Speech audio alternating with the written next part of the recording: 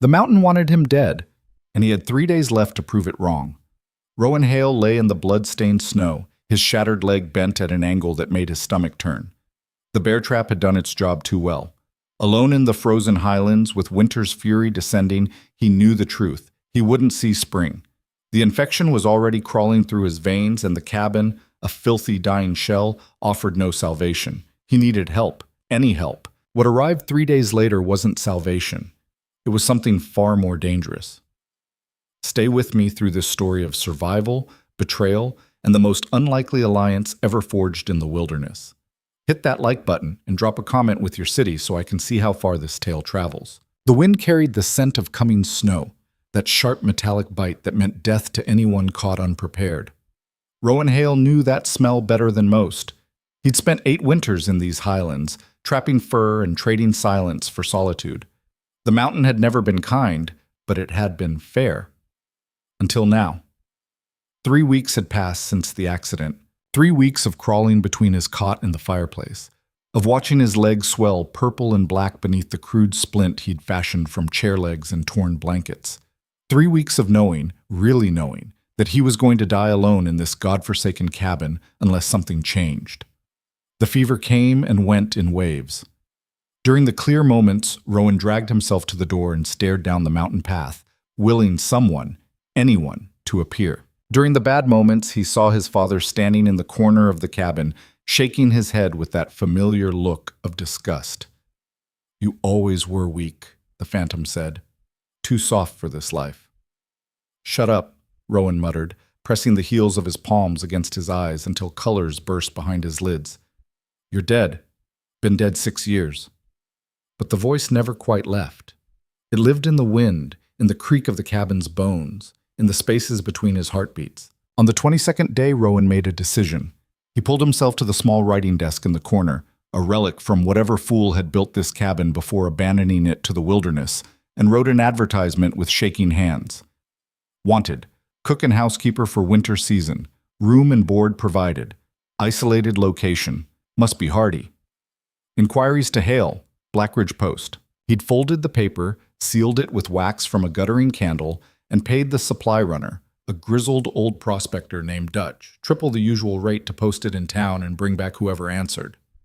"You sure about this?" Dutch had asked, his eyes lingering on Rowan's grotesque leg. "Folks in Blackridge don't come up the mountain for love nor money."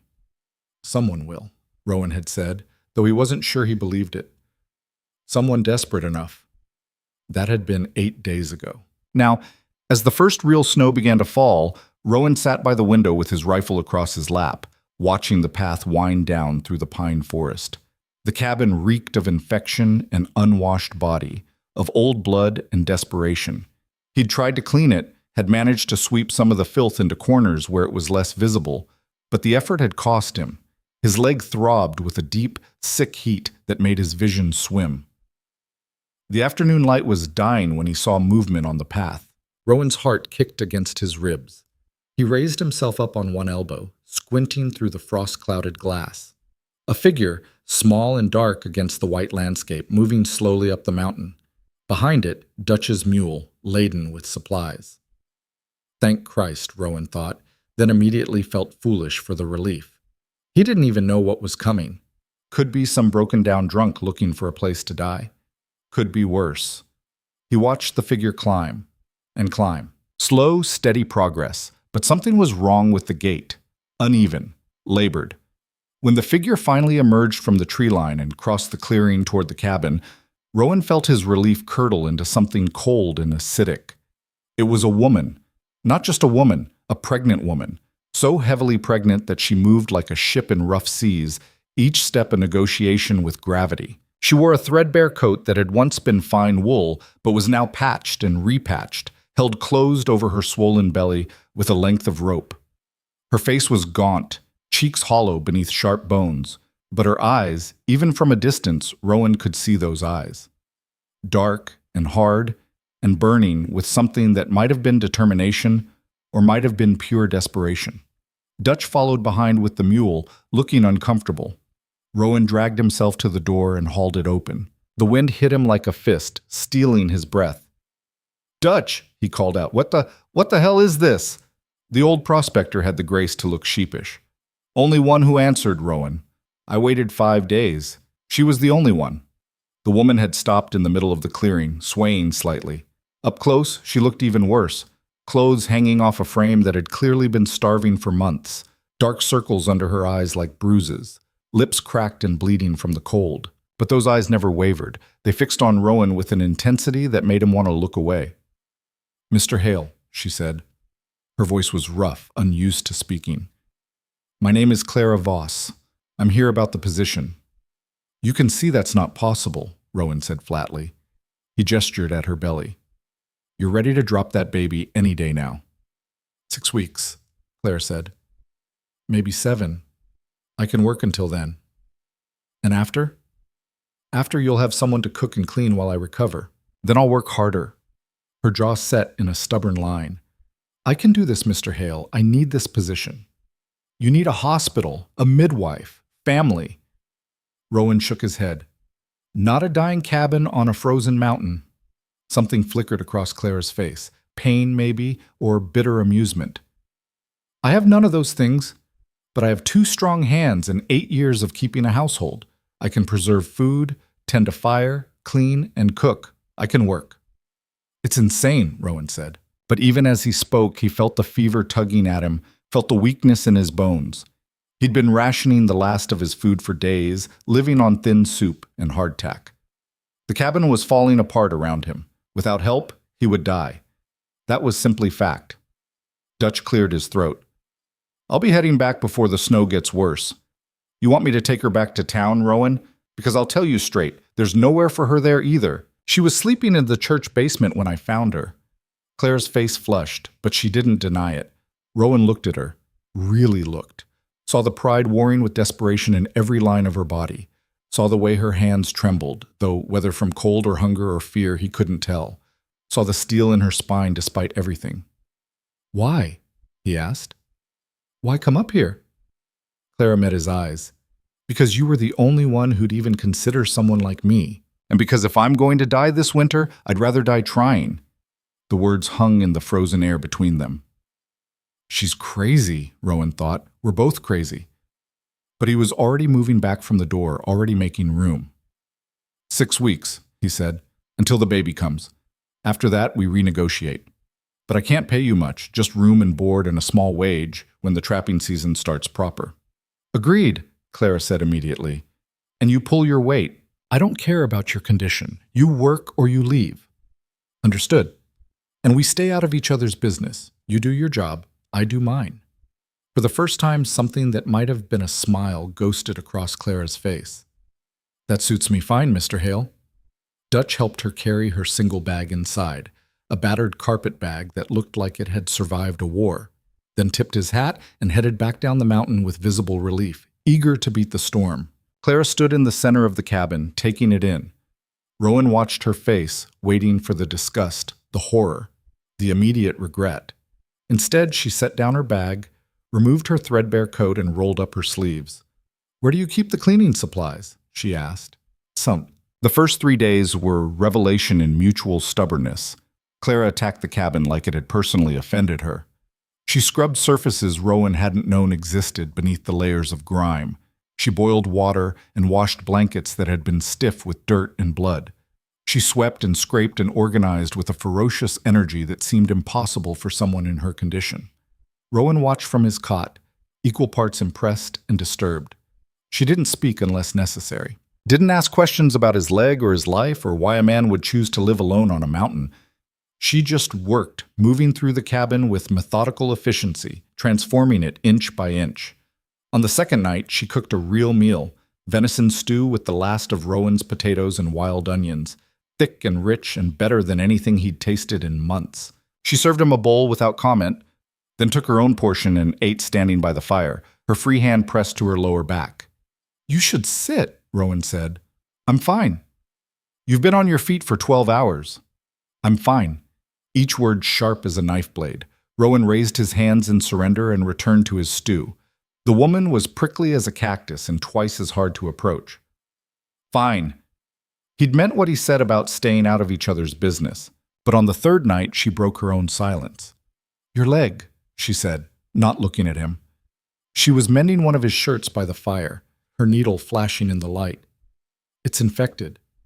I know. It's getting worse. I know. She set down her mending. I can help. I've tended wounds before. Rowan felt his jaw tighten. I don't need... Yes, you do. Clara stood, moving to the shelf where he kept his meager medical supplies. She pulled down the bottle of carbolic acid and a roll of clean bandages. If you let it go much longer, you'll lose the leg, or die. Probably both. And you're a doctor now? No, but I'm alive and you're half dead, so maybe listen to the person who's standing. She turned to face him, and for the first time since arriving, her expression softened slightly. Let me help. Please. There was something in her voice, not quite desperation, but close to it, as if she needed to do this, needed to prove something. To him or to herself, Rowan couldn't tell. Fine, he said, but if you make it worse, I won't.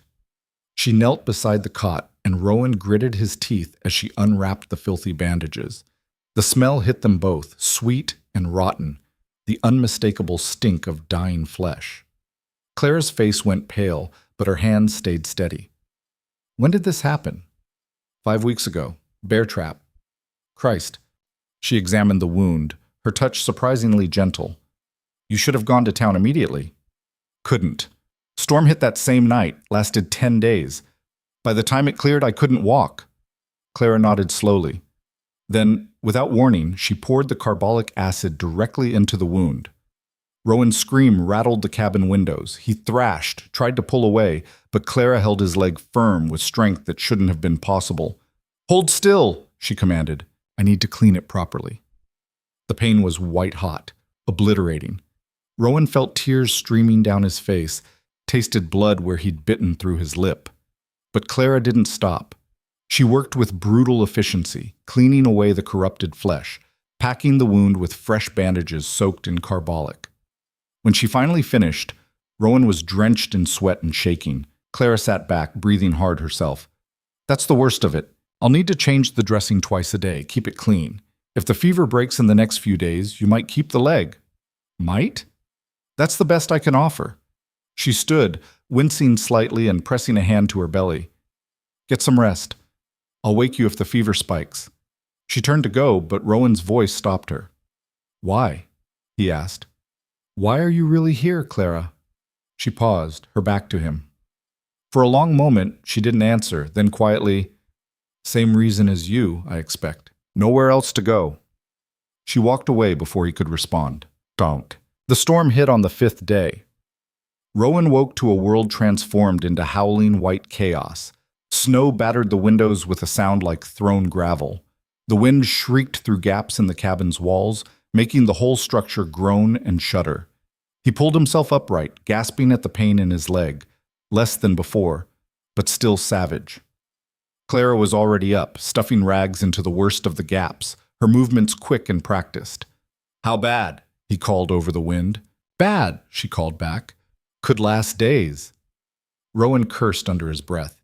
He'd lived through mountain blizzards before, but never injured, never dependent on someone else, and never with a pregnant woman who could go into labor at any moment. Clara finished with the gaps and moved to check their supplies. We have enough food for a week if we're careful, firewood for maybe 3 days. There's more wood in the shed, 20 feet from the door.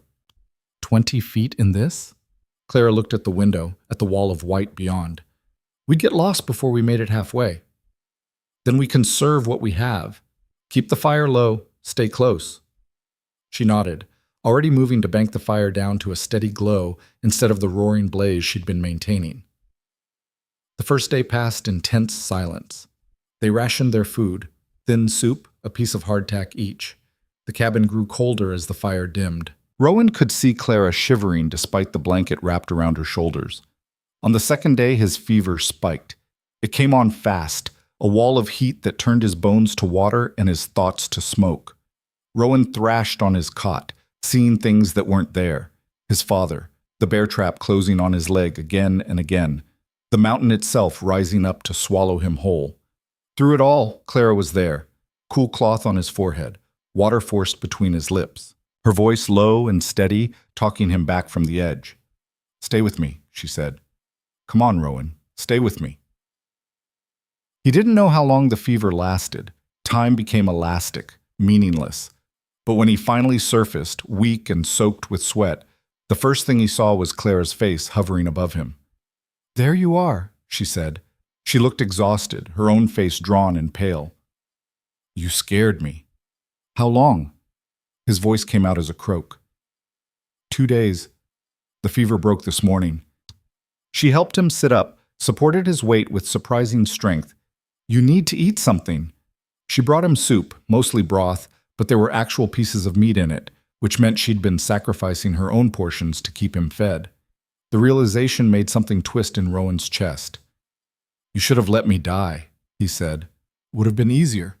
Clara's expression hardened. I don't do easy, Mr. Hale. I do what needs doing. Why? The question came out sharper than he intended. What are you running from, Clara? She flinched as if he'd struck her. For a moment he thought she might tell him. Her mouth opened, some truth trembling on her lips. Then she stood abruptly. The storm's dying down.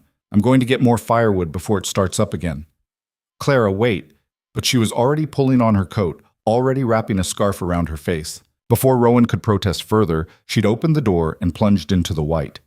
He tried to follow, to pull himself up, but his legs screamed and his vision swam. He collapsed back onto the cot, cursing his weakness. The wind howled. Minutes passed. Then more minutes.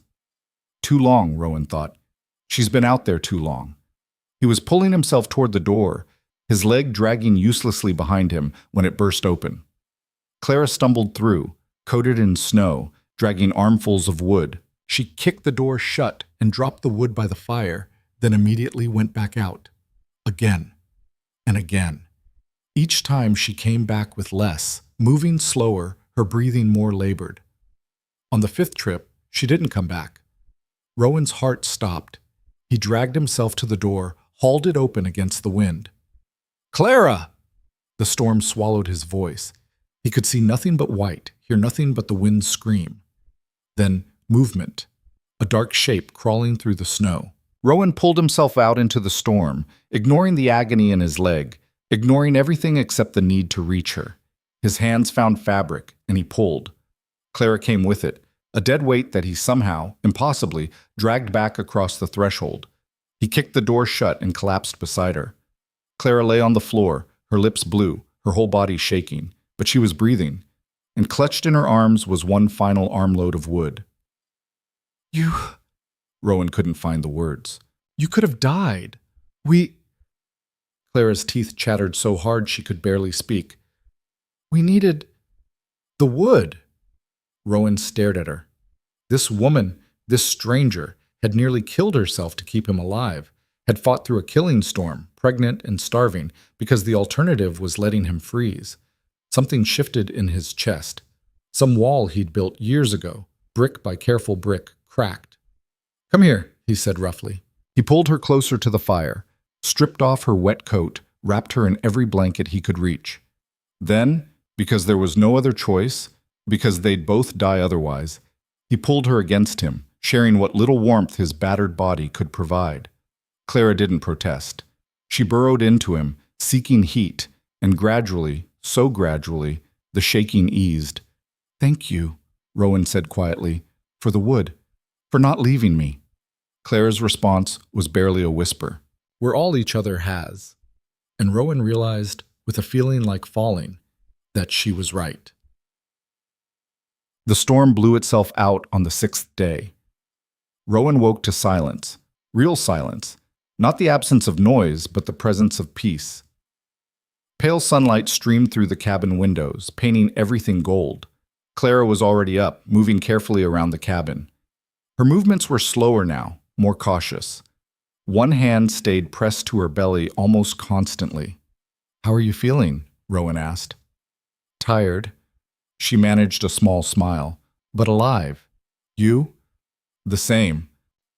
He tested his leg, found it still painful but no longer agonizing. You did good work on this. I do good work on everything. The smile widened just a fraction. You're welcome. Over the next week, a strange domesticity settled over the cabin. Clara cooked and cleaned with that same fierce efficiency, though Rowan noticed her taking more frequent breaks, her hand more often on her back. He worked on his leg, forcing himself to stand, to walk, to rebuild the strength he'd lost. They talked more now, small things at first. Where to set the traps, how to preserve the meat, whether the roof would hold through another storm. But gradually, the conversations deepened. Rowan told her about the mountain, about why he'd come here 8 years ago after his father died. Didn't fit anywhere else, he said simply. Too angry for town, too soft for the world my father wanted me to live in. So I came here, where the only person I could disappoint was myself. Clara listened without judgment, her hands busy with some mending. And has it helped? The solitude? Mostly, Rowan considered. Turned out I was better at surviving than I thought. Worse at being alone. Yes, Clara said softly. That sounds familiar. But when Rowan asked about her past, she closed up tight as a fist. Another time, she'd say, or, it doesn't matter now. Always polite, always firm, always a wall he couldn't breach. It drove him crazy, that wall. Not because he needed to know, although he did, with an intensity that surprised him, but because he could see it hurting her, could see the weight of her secrets bowing her shoulders, dimming those fierce eyes. One evening, as they sat by the fire, Rowan tried a different approach. I'm not going to judge you, he said quietly. Whatever you're running from, whatever you did or didn't do, I'm the last person with any right to judge. Claire's hand stilled on her mending. It's not that simple. It never is. If I tell you, she took a shaky breath, you might ask me to leave. I won't. You don't know that. You can't promise that. Clara, Rowan waited until she looked at him. This mountain tried to kill me. Fever almost finished the job. You saved my life twice now, maybe 3 times. You think I'm going to throw you out in the snow because of something in your past? Men have done worse for less reason. The bitterness in her voice was like acid. Rowan felt anger flare, not at her, but at whoever had put that tone in her voice. I'm not them, he said. Clara laughed, short and sharp. No, you're not. She set down her mending, stared into the fire. My husband, she said finally. His name was Thomas Voss. He was a thief. A violent, cruel thief who robbed banks and killed men and thought himself a king. Rowan said nothing, just waited. I didn't know when I married him. He was charming, handsome. He made me feel safe. Her mouth twisted. Stupid girl that I was. By the time I learned the truth, I was already trapped. He made sure of that, isolated me from my family, took control of everything, and when I tried to leave, she touched her throat unconsciously, and Rowan saw the faint white line of an old scar. He made it clear what would happen if I tried again. Jesus, Clara. 6 months ago, Thomas and his gang robbed a bank in Silverton, got away with $20,000 in gold. But something went wrong. They turned on each other. Thomas was shot, died cursing my name, telling his men I knew where the gold was hidden. She looked at Rowan, her eyes hollow. I don't. I swear I don't. But they don't believe me, so I ran. Ran until I found a church basement in Black Ridge. And when your advertisement came, she shrugged. The mountain seemed safer than anywhere else. The fire crackled. Outside, wind sighed through the pines. Rowan processed this slowly. So there are men hunting you, men who think you have a fortune in stolen gold. Yes. How many? 3, maybe 4. Thomas's surviving crew. And they're violent. Very. And they're probably still looking. Claire's face was pale but composed. Probably. But I covered my tracks well, and no one would think to look for me up here. Not in winter. Not... She gestured at her belly. Not like this. Rowan nodded slowly. His mind was already working, already calculating. We'll need better security. I can rig alarms on the approaches, maybe set some traps on the main path. And we should keep weapons close. You know how to shoot? Clara blinked. That's it? That's all you have to say? What else should I say? That you want me gone. That I've brought danger to your door, that... Clara, Rowan's voice was gentle. You saved my life multiple times. You think I'm going to abandon you because dangerous men might come calling? He shook his head. Besides, I've been alone on this mountain for 8 years. I'm overdue for some excitement. The joke fell flat, but Clara's expression softened anyway. You're a fool, Rowan Hale. Yeah, he agreed. But so are you, for coming up here. Yes, Clara said. And then, for the first time since arriving, she smiled. A real smile, small but genuine. I suppose we're a matched pair. That night, as Rowan lay on his cot and listened to Clara's quiet breathing from her corner of the cabin, he realized something had changed. They weren't just two desperate people surviving side by side anymore. They were becoming something else, something he didn't have a name for yet, something that might be worth fighting for. The weeks that followed developed their own rhythm. Rowan's leg improved steadily under Clara's care, though he'd always carry a limp. He began working again, checking trap lines within reach of the cabin, processing furs, making small repairs to their shelter. Clara continued her transformation of the cabin. She sewed curtains from old blankets, making the place feel less like a cave and more like a home. She organized their supplies with military precision. She cooked meals that actually tasted like food instead of survival. And slowly, carefully, they began to trust each other. Rowan taught Clara how to shoot, first with the old rifle, then with his pistol. She was a quick study, her hands steady, despite her growing belly. You've done this before, he observed after she hit 3 targets in a row. My father taught me. Before... She trailed off, but Rowan didn't push. She'd tell him when she was ready. Clara, in turn, taught him things he'd forgotten in his years alone. How to properly clean a wound. How to mend clothes so they'd actually last. How to make bread without wasting precious flour. You're not hopeless, she said one afternoon, watching him knead dough with only moderate incompetence. Just unpracticed. High praise from you. Take it while you can. I'm not known for my generosity. But she was generous, more than she knew. Generous with her time, her skill, her relentless determination to make this broken place into something better. And Rowan found himself watching her more often than he should. The way she moved through the cabin, even heavy with child, with a grace that spoke of better days. The way her face softened when she thought no one was looking. The way she hummed sometimes while she worked. Old songs, sad songs. Songs that spoke of loss and longing.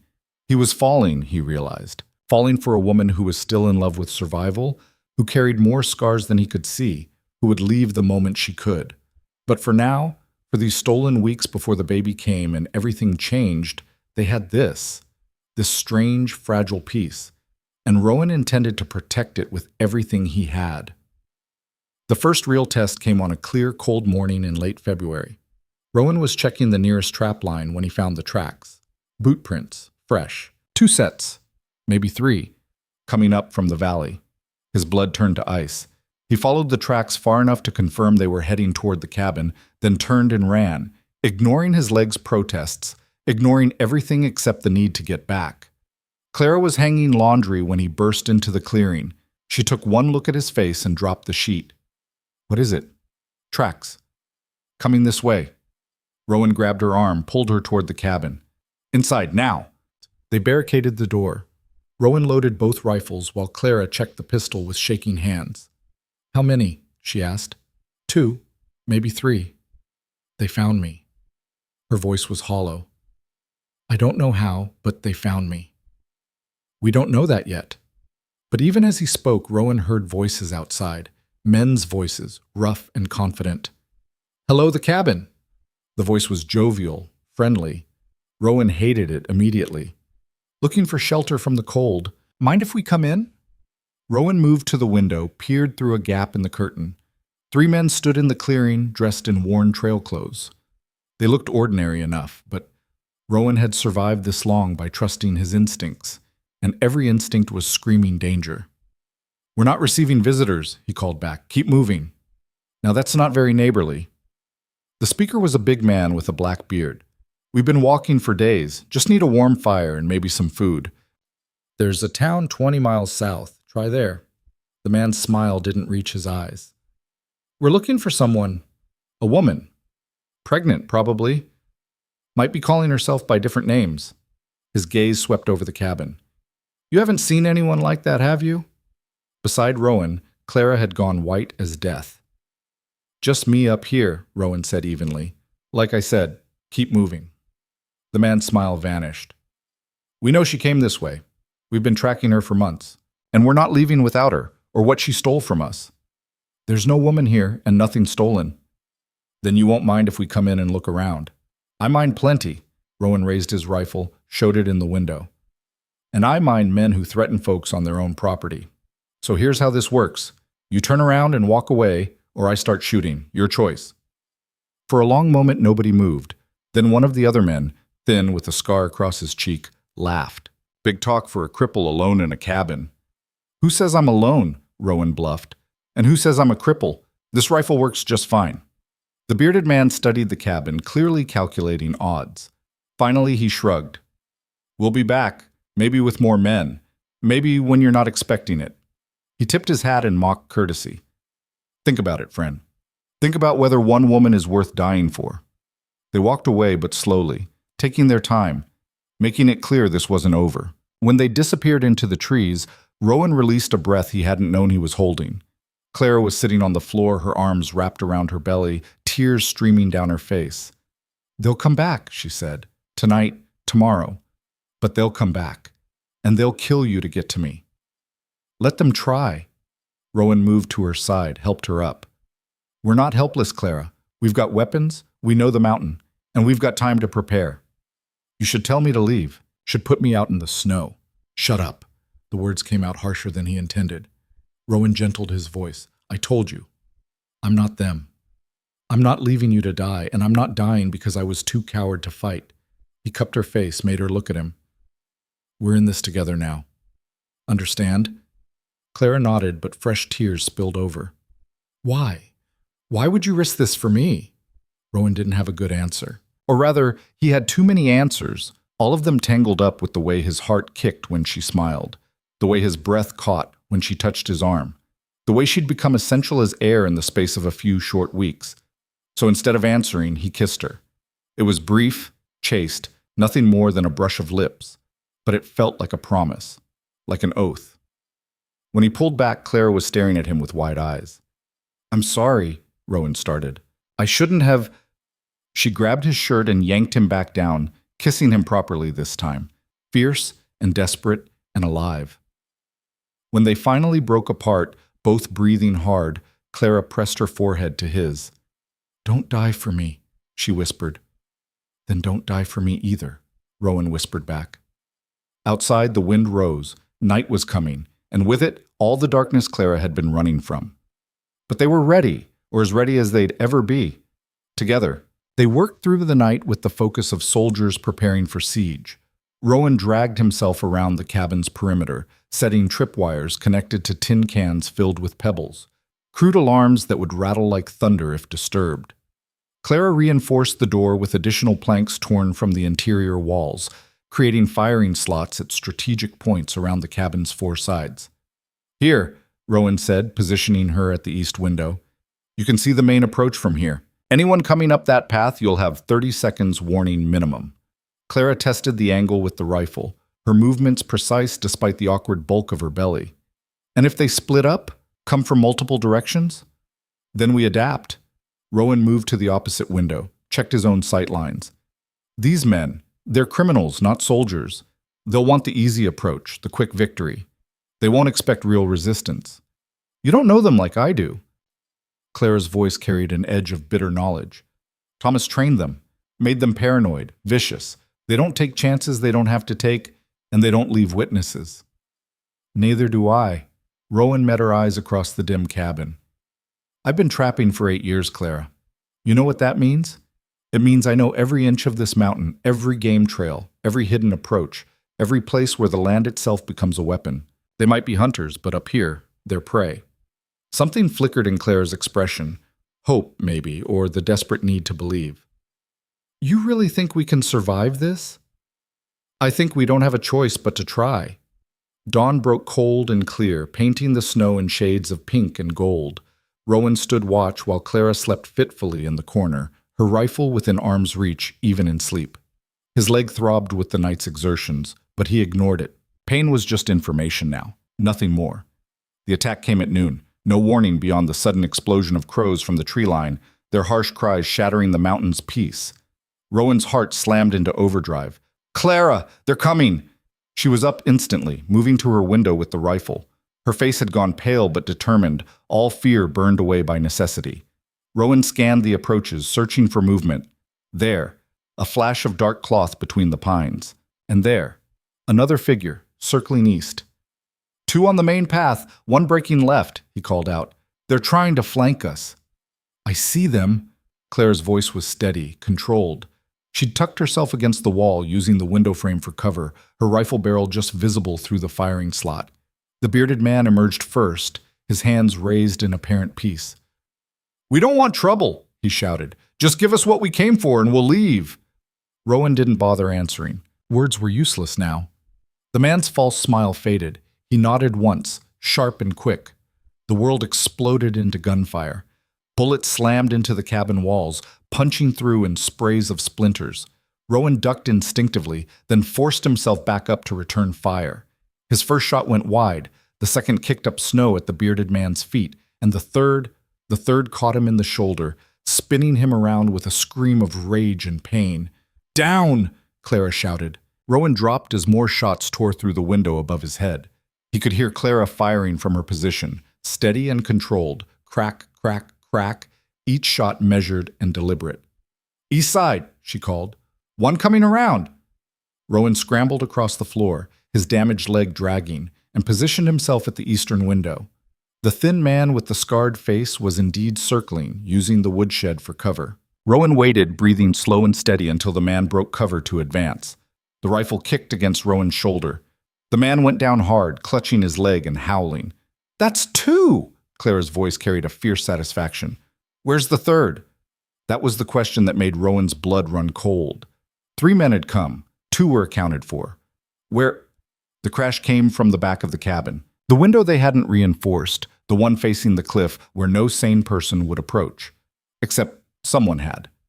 The third man burst through in an explosion of glass and wood, a knife already in his hand. He was younger than the others, wild-eyed and desperate, and he went straight for Clara. Rowan tried to turn, tried to bring his rifle around, but his position was wrong. The angle impossible. Clara dropped her rifle and pulled the pistol from her belt in one smooth motion. The shot was deafening in the enclosed space. The young man's chest bloomed red and he fell, his knife clattering from nerveless fingers. For a heartbeat, nobody moved. Then Clara lowered the pistol, her hand shaking violently. "Is he dead?" Rowan pulled himself across the cabin, checked the body to be certain. "You killed him." "I know." Her voice was hollow, distant. "I know." Outside, the wounded men were retreating, the bearded one dragging his companion, both bleeding and defeated. They'd be back. Men like that always came back. But not today. Not with 2 of them wounded and 1 of their crew dead on a cabin floor. Rowan moved to Clara, gently took the pistol from her shaking hands. "Hey, look at me." She did, her eyes swimming with tears. "I killed him. I killed a man." "You saved our lives." Rowan pulled her into his arms, felt her trembling against him. "You did what had to be done. I can still see his face, can still see—" Her voice broke. "I'm not a killer, Rowan. I'm not like them." "No," he agreed quietly. "You're not. You're a survivor. There's a difference." They held each other in the bullet-torn cabin, surrounded by shattered glass and splintered wood and the body of a man who'd made a fatal mistake. Outside, the mountain wind sang its endless song, indifferent to human violence and human grief. Eventually, Clara pulled back. Her eyes were red but dry. "What do we do with him?" "Bury him." Rowan glanced at the body. "Can't leave him here. And those other 2, they'll be holed up somewhere, licking their wounds. We've got maybe a day before they regroup, maybe less if they have friends." "They do." Clara's jaw set in that stubborn line Rowan had come to recognize. "Thomas ran with a crew of 8. 3 are here. The others," she shrugged helplessly, "could be anywhere." "Then we prepare for the worst." Rowan grabbed his coat. "Help me get him outside. Then we need to fortify better, lay more traps. Make this place into something they can't crack." They worked through the afternoon in grim silence. dragging the body to a shallow grave scratched from the frozen earth, then returning to transform the cabin into a fortress. Clara moved with mechanical efficiency, her face set in hard lines, saying nothing about the blood on her hands or the life she'd taken. Rowan watched her and worried, not about her ability to fight, she'd proven that beyond doubt, but about the cost, about what each act of violence carved away from the person underneath. As dusk fell, they sat by the fire, exhausted and wired with leftover adrenaline. Rowan's leg was screaming, and Clara had one hand pressed to her belly, her face drawn with pain. "Contractions?" he asked quietly. Just the baby protesting all the excitement. She managed a weak smile. "Can't blame the poor thing." "How long do we have?" "Until the birth, I mean." 3 weeks, maybe 4. Clara stared into the flames. "I'd hoped we'd have peace before then, time to prepare properly." "We still might. Those men, they're hurt, demoralized. They might decide one woman isn't worth dying for." But neither of them believed it. Night settled over the mountain like a shroud. They took turns on watch, 2 hours on, 2 hours off. During Rowan's shift, he found himself staring at Clara's sleeping form, memorizing the curve of her face in the firelight, the way her hand rested protectively on her belly, even in sleep. He'd known her less than 2 months. In that time, she'd saved his life, transformed his home, killed for him. And he'd fallen completely, irrevocably in love with her. The realization should have terrified him. Instead, it felt like the first true thing he'd acknowledged in years. When Clara woke to take her shift, Rowan caught her hand. "Clara?" "After this is over, after the baby comes and things settle." He paused, searching for words. "You could stay, not because you have to, but because you want to. Because maybe—" He trailed off, suddenly uncertain. Clara's expression softened. "Because maybe I've found something worth staying for?" "Yeah, that." She leaned forward and kissed him, gentle and brief. "Ask me again when we're not expecting murderers at dawn." "That's not a no." "No," she agreed. "It's not." The next day passed in tense anticipation. They strengthened their defenses, stockpiled ammunition, prepared for another assault, but none came. The mountain remained eerily quiet, as if holding its breath. On the third day, the weather turned. Dark clouds rolled in from the west, bringing the smell of snow and the promise of another storm. "We need supplies from town," Rowan said, studying the sky. "If we get snowed in with what we have now, we'll be eating leather by March." "You can't go down there, not with your leg, not with those men somewhere between here and Blackridge." "I know the back trails. They won't be watching those." Rowan began gathering his pack. "I can make it down and back in a day if I push." "And if you can't? If the storm hits early or those men find you?" Clara's voice rose. "I can't defend this place alone, Rowan, not if they come back in force." "Then come with me." "I can barely walk upstairs without getting winded. I certainly can't hike 20 miles through snow." They stared at each other, the impossibility of their situation hanging between them like a blade. Finally, Clara spoke. "Go, but take the rifle and both pistols, and if you're not back by tomorrow night, I'm assuming the worst." "What will you do?" "Whatever I have to." Her hand went to her belly. "I've gotten good at that." Rowan left at dawn, moving as fast as his damaged leg would allow. The back trail was treacherous, a narrow path that wound through dense forest and across stretches of exposed rock, but it shaved hours off the main route and was virtually unknown to outsiders. The journey down took 6 hours. By the time Rowan reached Blackridge, his leg was on fire and his vision was swimming. He forced himself to focus, moving through the small town with purpose. Supplies first: flour, salt, dried meat, coffee, then ammunition, then medicine, just in case. The general store owner, a weathered woman named Sarah, gave him a strange look. "Heard there was trouble up your way. Gunshots, some folks said." "Hunters," Rowan lied. "Passing through." "Hunters don't usually leave bodies behind." Rowan's hand stilled on the bag of flour. "What are you talking about?" "Dutch came through yesterday. Said he found a grave on your mountain, fresh dug. Says he didn't much like the look of it." Sarah's eyes were sharp with curiosity and concern. "You in trouble, Rowan?"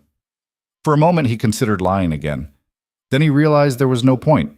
If Dutch had found the grave, others would too. The story would spread, and men would come asking questions. There was an incident, he said carefully. Men looking for someone who wasn't there. It got ugly. These men, they still around? Some of them, wounded, last I saw. Sarah nodded slowly. You want me to send word to the marshal, get some law involved? Rowan almost laughed. The nearest marshal was 3 days' ride away, and mountain justice had its own timeline. No, just, if anyone asks, you tell them Rowan Hale minds his own business and expects others to do the same. And if they don't, then they'll wish they had. He paid for his supplies and loaded them onto the sled he'd brought, working quickly now. The sky was darkening, clouds building in the west. He needed to be gone before the storm hit. Needed to be back at the cabin before Clara spent another night alone. He was halfway across the town square when a voice stopped him cold. Well, well, if it ain't the mountain hermit. Rowan turned slowly. The bearded man stood in the shadow of the saloon, his arm in a sling but his gun hand free and resting on his pistol. The thin, scarred man leaned against the wall beside him, his leg bandaged but his eyes burning with hate. You boys should be resting, Rowan said evenly. Those are nasty wounds. Nasty woman you've got up there. The bearded man's smile was all teeth. Killed our friend, our brother. You think we're just going to let that pass? I think you attacked my home and got what you deserved. Your home? The man laughed. That's Clara Voss's refuge, not yours. You're just the fool who got in the way. Then you're welcome to try again, see how it works out for you. The man's smile vanished. You're awful confident for a cripple with a sled full of supplies and 2 of us with loaded guns. Rowan's hand moved to his rifle, casually, no threat in the gesture yet. You're awful stupid for men standing in the middle of town, witnesses all around, talking about committing murder. Who said anything about murder? The man spread his good hand innocently. We're just having a conversation. Though I gotta say, mountain storms are awful dangerous this time of year. Man could get lost in the snow, never be seen again. Tragic, really. Tragic, Rowan agreed. His finger found the rifle's trigger guard. Almost as tragic as what happened to your friend. The standoff stretched, taut as a wire. Rowan could feel the weight of watching eyes, could sense the town holding its breath.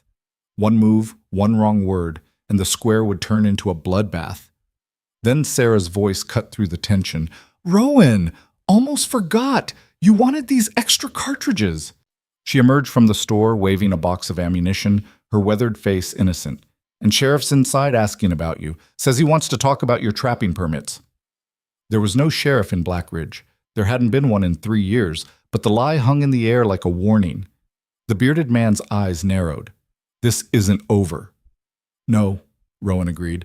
It's not. He turned his back, the most insulting gesture he could make, and walked away. Every step, he expected to feel a bullet between his shoulders, but the shot never came. When he glanced back from the edge of town, the 2 men had vanished, but they'd be back. Maybe not today, maybe not tomorrow. But they'd come for Clara, and they'd keep coming until one of them was dead. Rowan pushed hard on the return journey, racing the storm and his own dark thoughts. The snow started falling an hour from the cabin, big wet flakes that turned the trail into a treacherous blur of white. His leg gave out twice, sending him sprawling into the snow, but he forced himself up each time and kept moving. He reached the cabin just as full dark fell. Smoke rose from the chimney. Clara had kept the fire going, kept their home alive. The sight made something in Rowan's chest clench tight. He stumbled through the door, dropping the sled with a crash. Clara! She appeared from the shadows, rifle in hand, then lowered it with visible relief. Thank the... She stopped herself. You made it. Barely. Rowan collapsed into the nearest chair. They were in town. 2 of them. They're planning something. Clara's face went still. How bad? Bad enough they're not bothering to hide it. He described the confrontation, Sarah's intervention, the thinly veiled threats. When he finished, Clara sat down slowly. Then they'll come soon, before the real winter sets in and traps them on the wrong side of the mountain. That's my thinking. How many days do we have? 3. Maybe 4 if the storm slows them down. Clara nodded, her hand moving to her belly in that unconscious gesture of protection. Then we use those days. We set every trap you know how to set. We create kill zones and choke points. We make this mountain into a graveyard for anyone stupid enough to come after us." The fierceness in her voice sent a chill down Rowan's spine. "Clara, I'm done running, Rowan, done hiding and hoping someone else will save me." Her eyes blazed in the firelight. "This is my home now, our home, and I will defend it with everything I have." Looking at her, this pregnant woman who'd killed a man 3 days ago and was already planning the next battle, Rowan felt something shift in his understanding. Clara wasn't just surviving anymore. She was fighting. Fighting for something that mattered, something worth the blood and terror and cost. She was fighting for them. "All right," he said. "Then we make our stand. Together." The storm raged for 2 days, giving them time to prepare. They worked with desperate efficiency, transforming the cabin's surroundings into a maze of hazards. Rowan showed Clara how to set snares that could break a man's ankle, how to create false trails that led to deadfalls, how to use the mountain's natural features as weapons. "Here," he said, indicating a narrow ravine on the eastern approach. "They'll want to use this for cover, so we weaken this deadfall." He pointed to a precarious pile of rocks, "and wire it to a tripline. First man through triggers an avalanche." Clara studied the setup with a critical eye. "What about the western approach? Through the pines?" "Too exposed. They'd be silhouettes against the snow, easy targets." "Unless they come at night." Rowan paused. He hadn't considered that. "You think they would?" "Thomas would have." Clara's voice was matter-of-fact. "He always said darkness was the best ally, makes men sloppy, scared, gives the attacker every advantage." "Then we prepare for night assault. Lanterns positioned to blind anyone approaching. Trip flares at the tree line." They worked until their hands were numb and their bodies screamed for rest. But the work gave them purpose, gave them something to do besides wait and worry. On the 3rd day, Clara went into false labor. The contractions started at dawn, hard and regular. Clara gripped the table edge, breathing through the pain while Rowan watched helplessly. "Is it time?" he asked, trying to keep the panic from his voice. "No." Clara's voice was strained. "Just practice. The baby getting ready." "Practice? That looks like— I know what it looks like." She breathed out slowly as the contraction passed. "But it's too early still. The baby knows. It'll wait." "Can babies wait?" "This one will." Clara straightened, wincing. "Because I'm not giving birth in the middle of a siege. I won't." The sheer, stubborn determination in her voice would have been funny if the situation weren't so dire. As it was, Rowan could only shake his head in wonder. "You're terrifying," he said. "Thank you." The contractions continued through the day, irregular but intense. Clara worked through them with gritted teeth, refusing to stop, refusing to rest. She cooked a large pot of stew, in case we're too busy shooting to cook later, and baked bread and checked their ammunition supply twice. "Clara, you need to lie down." "I'll lie down when I'm dead or in active labor. Until then, we work." Rowan recognized the futility of arguing. Instead, he stayed close, ready to catch her if she fell, ready to do whatever she needed. That night, lying in the darkness with Clara's breathing soft beside him, Rowan spoke into the quiet. "I need you to know something, in case things go wrong tomorrow or the next day. Don't." Clara's voice was sharp. "Don't say goodbye." "It's not goodbye, it's just—" He searched for words. "You changed everything, Clara. This cabin, this mountain, me. I was half dead when you arrived, and not just from the leg. You gave me something to live for again, something to fight for. And whatever happens, I want you to know that." Silence stretched. Then Clara's hand found his in the darkness, her fingers threading through his. "You gave me something too," she said quietly. "Hope. I'd forgotten what that felt like." They lay together, holding hands like children, and waited for whatever dawn would bring. The attack came on the 4th day, at twilight, just as Clara had predicted. Rowan was checking the perimeter when the first tripwire sang out, its bells jangling in the still air. He turned, raising his rifle, and saw them emerging from the tree line. Not 2 men, not 3. 6. "Clara!" His shout tore through the mountain air. "6 men! Northwest approach!" She appeared in the cabin door, rifle already raised. "I see them!" The men spread out, using the terrain for cover, advancing with military precision. These weren't drunken outlaws anymore. Someone had trained them, organized them, turned them into a fighting unit. The bearded leader called out, "Last chance, Hale! Send out the woman and the gold, and we let you live!" "There is no gold!" Clara shouted back, her voice carrying clear and strong. "Thomas died lying. There never was." "That's not what we heard. That's not what he said with his last breath." "Then he lied to you, same as he lied to everyone." Clara's laugh was bitter. "You came all this way, killed your friends for nothing. There is no treasure. There never was." The words seemed to shake them. Men glanced at each other, uncertainty rippling through their ranks. Then the bearded man's face hardened. "Don't matter now. You killed one of ours. Blood demands blood." He raised his hand to signal the charge. Rowan fired first. The shot went wide, but it was enough to break their discipline. They scattered, returning fire, and the mountain erupted into chaos and violence. Bullets tore through the twilight air like angry hornets. Rowan dropped behind the woodpile he'd reinforced 3 days earlier, splinters exploding around him as rounds slammed into the logs.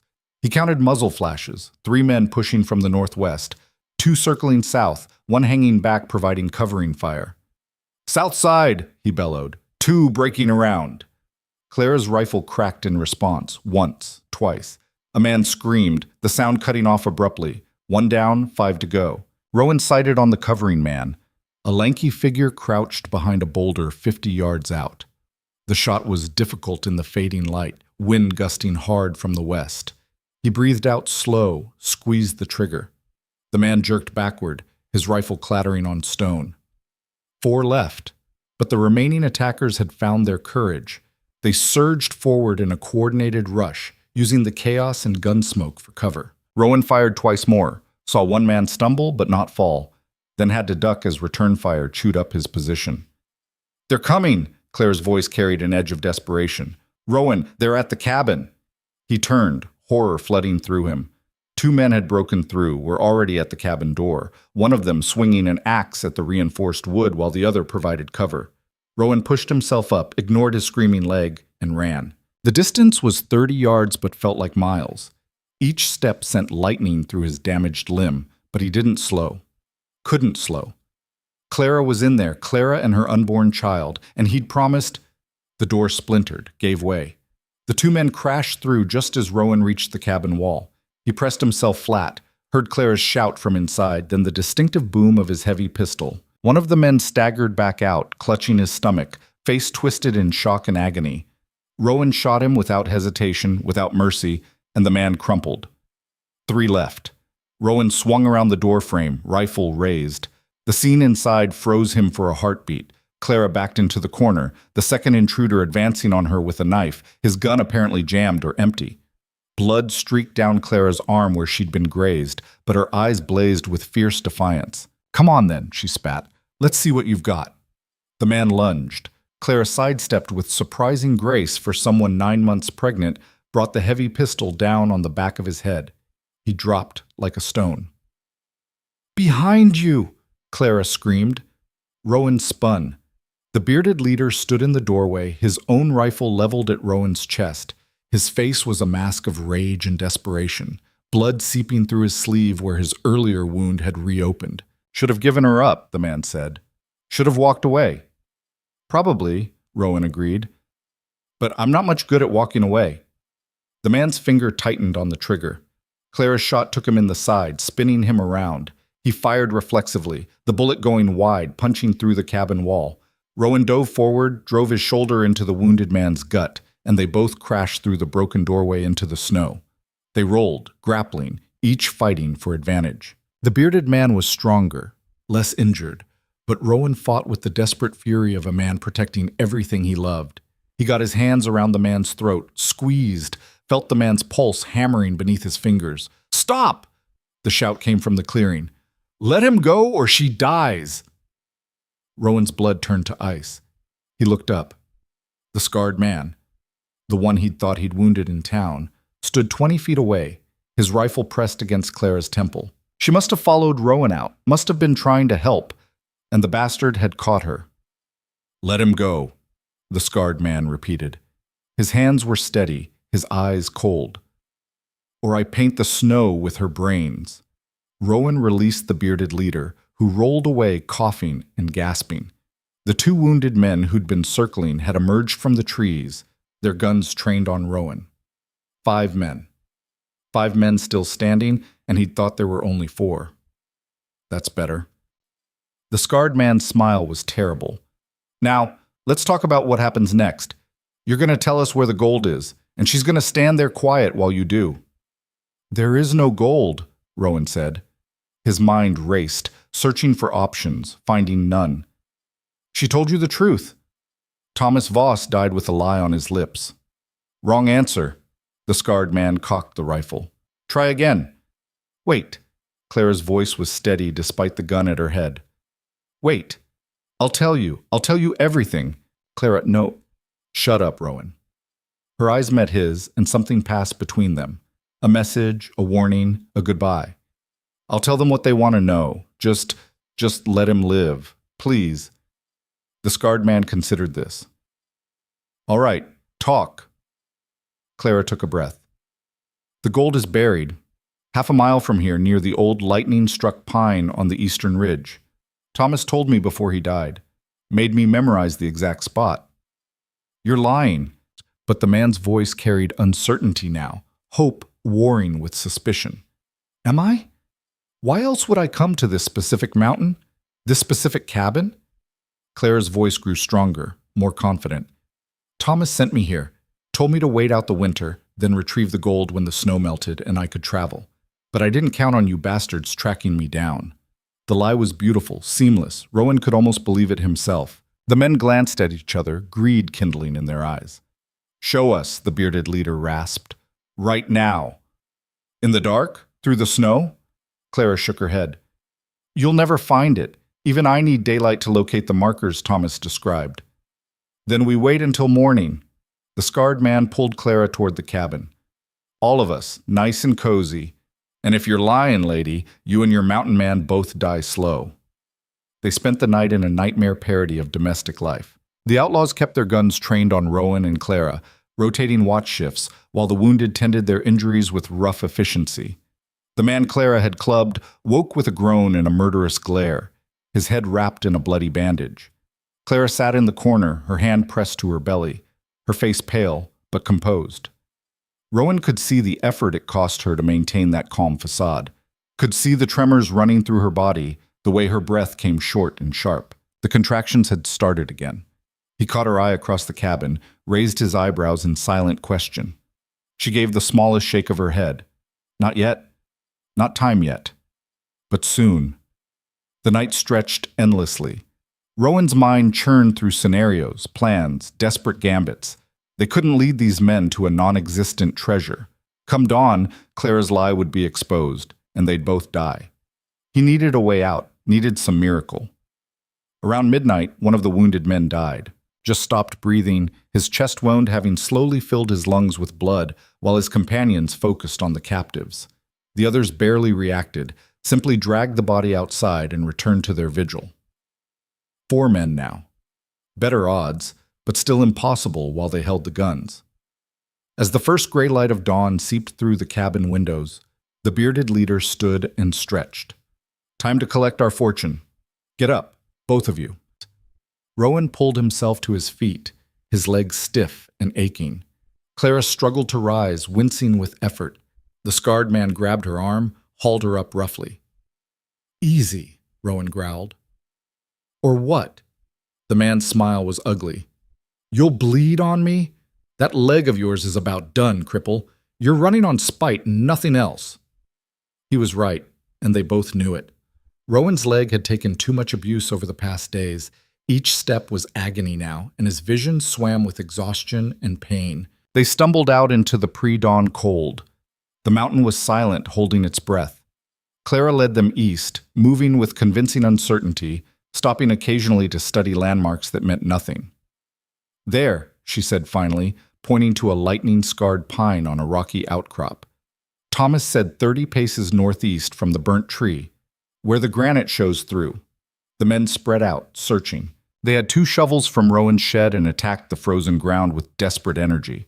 Rowan and Clara stood under guard, the scarred man's rifle never wavering from their backs. "This better be here," he muttered, "for your sake." The sun rose, painting the snow gold and pink. The men dug deeper, their breath steaming in the cold air. 1 foot down, 2 feet, 3.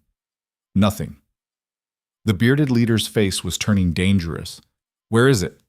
"It should be right there." Clara's voice trembled now, fear seeping through. Thomas said nothing because there's nothing to find." The man threw down his shovel. "You lying bitch!" He advanced on Clara, his hand raised. Rowan tried to move, to intercept, but the scarred man drove the rifle butt into his back, sending him sprawling. "Stop!" Clara backed away, her hand on her belly.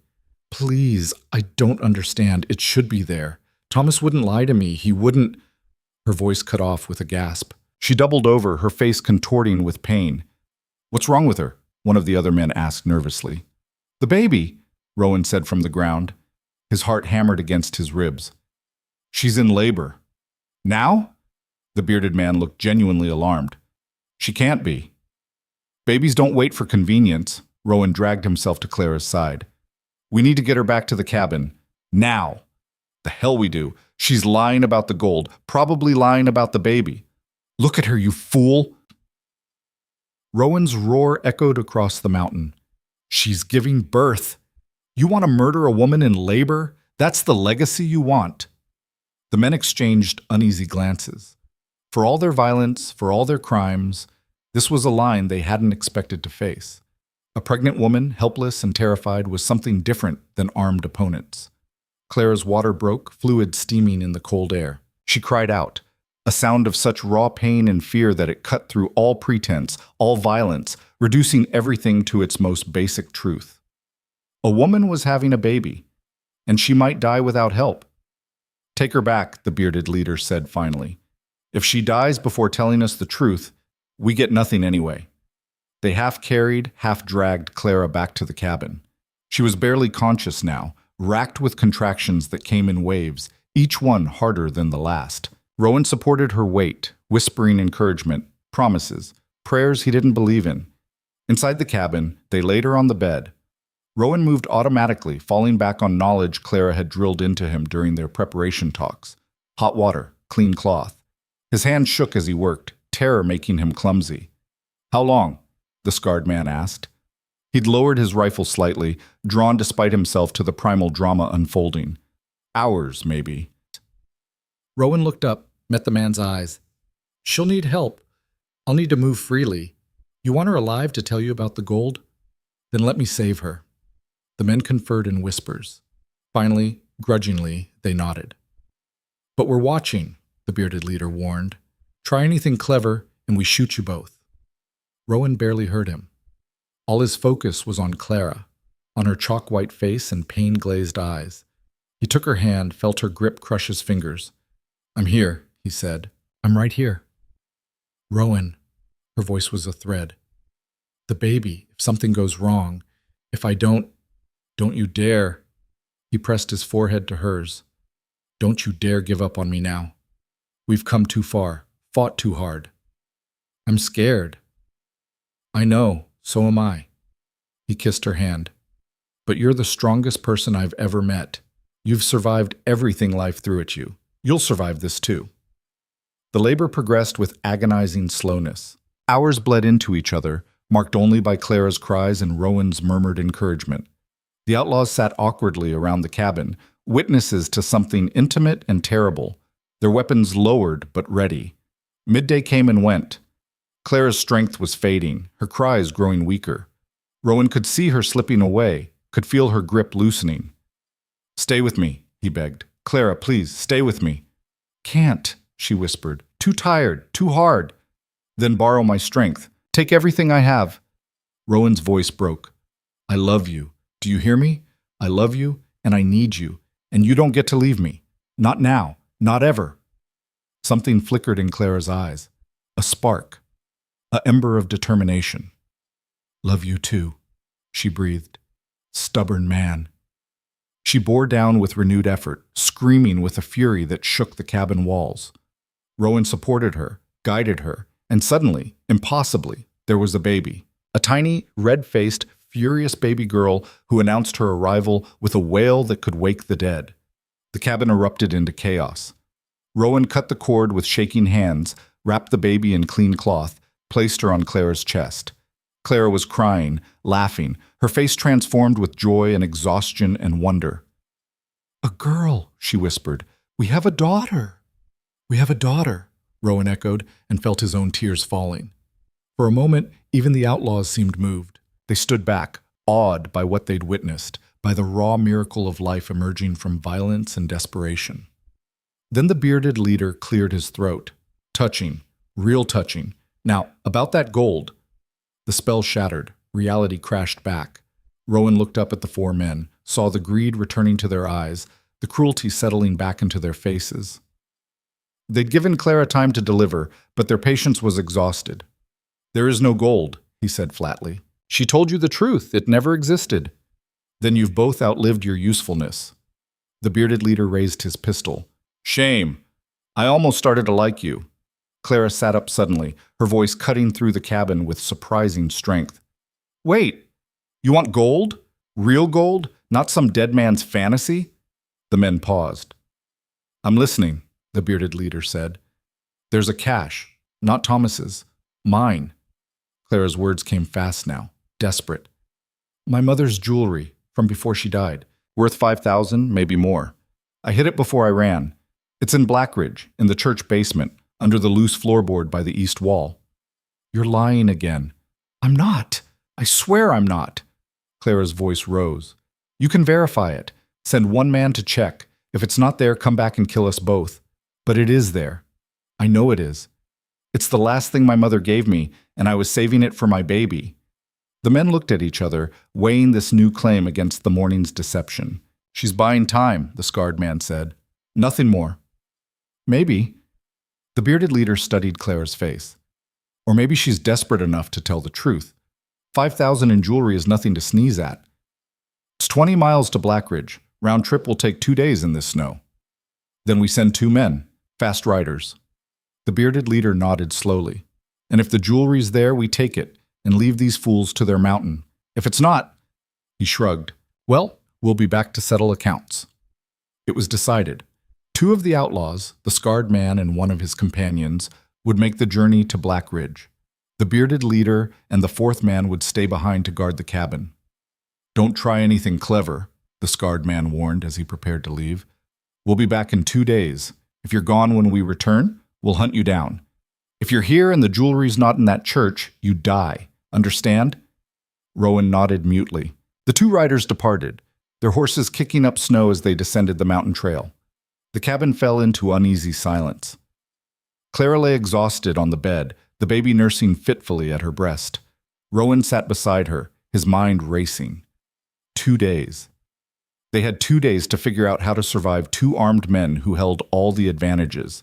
The bearded leader seemed to read his thoughts. "Don't even think about it.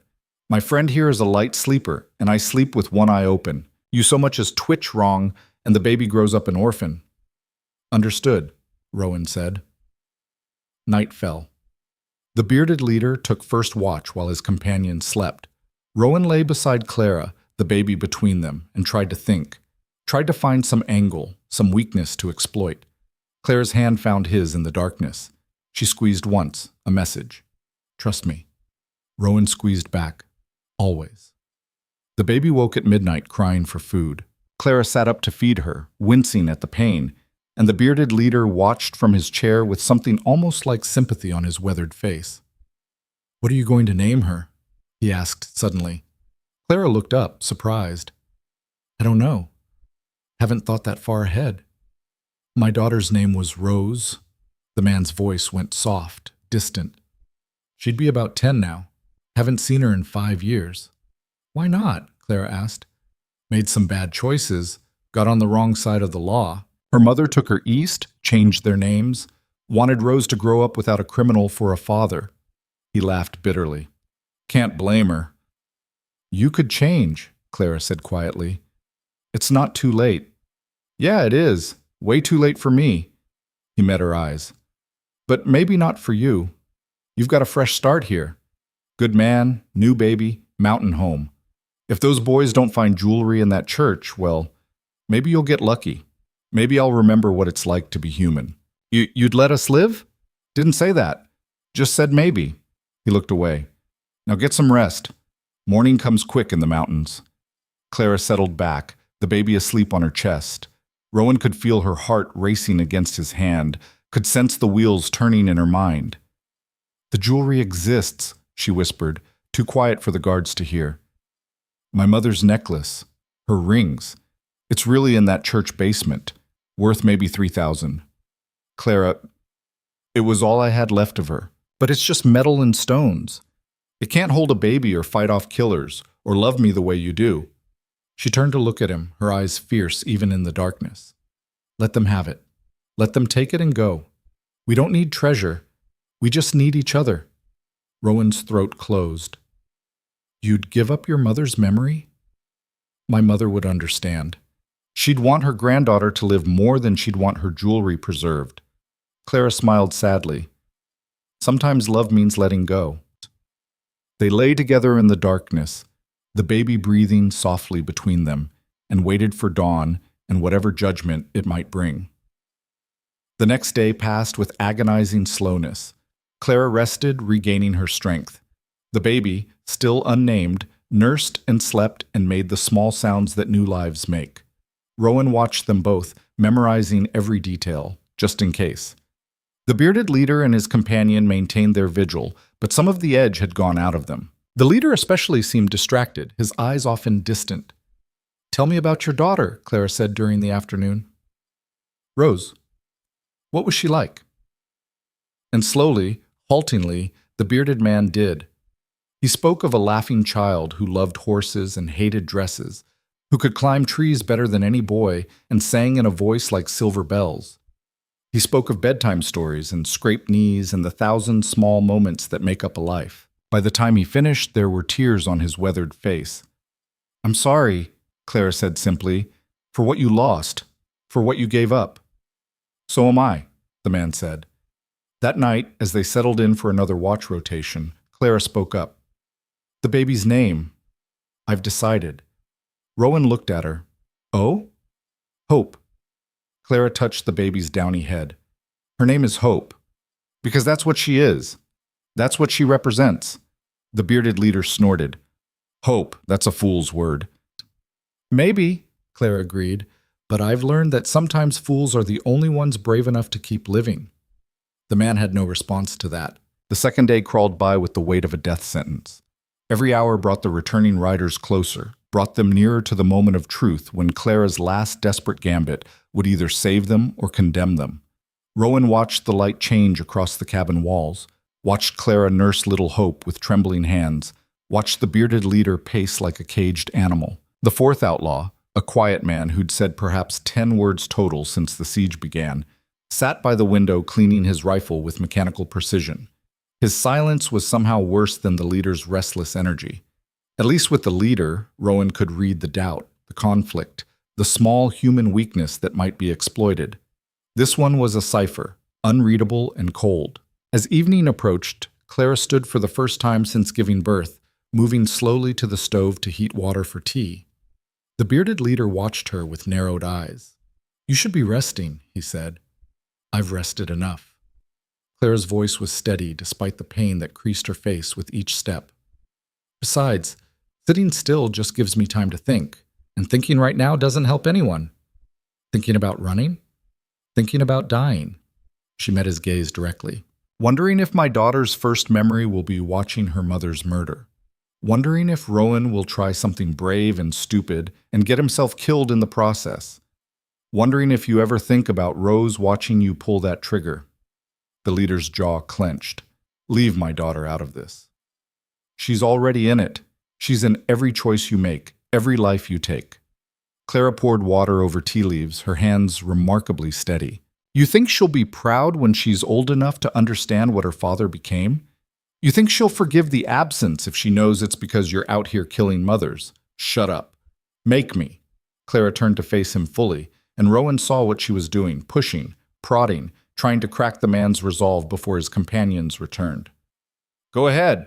Hit a woman 3 days out from childbirth. I'm sure that'll make you feel like a man."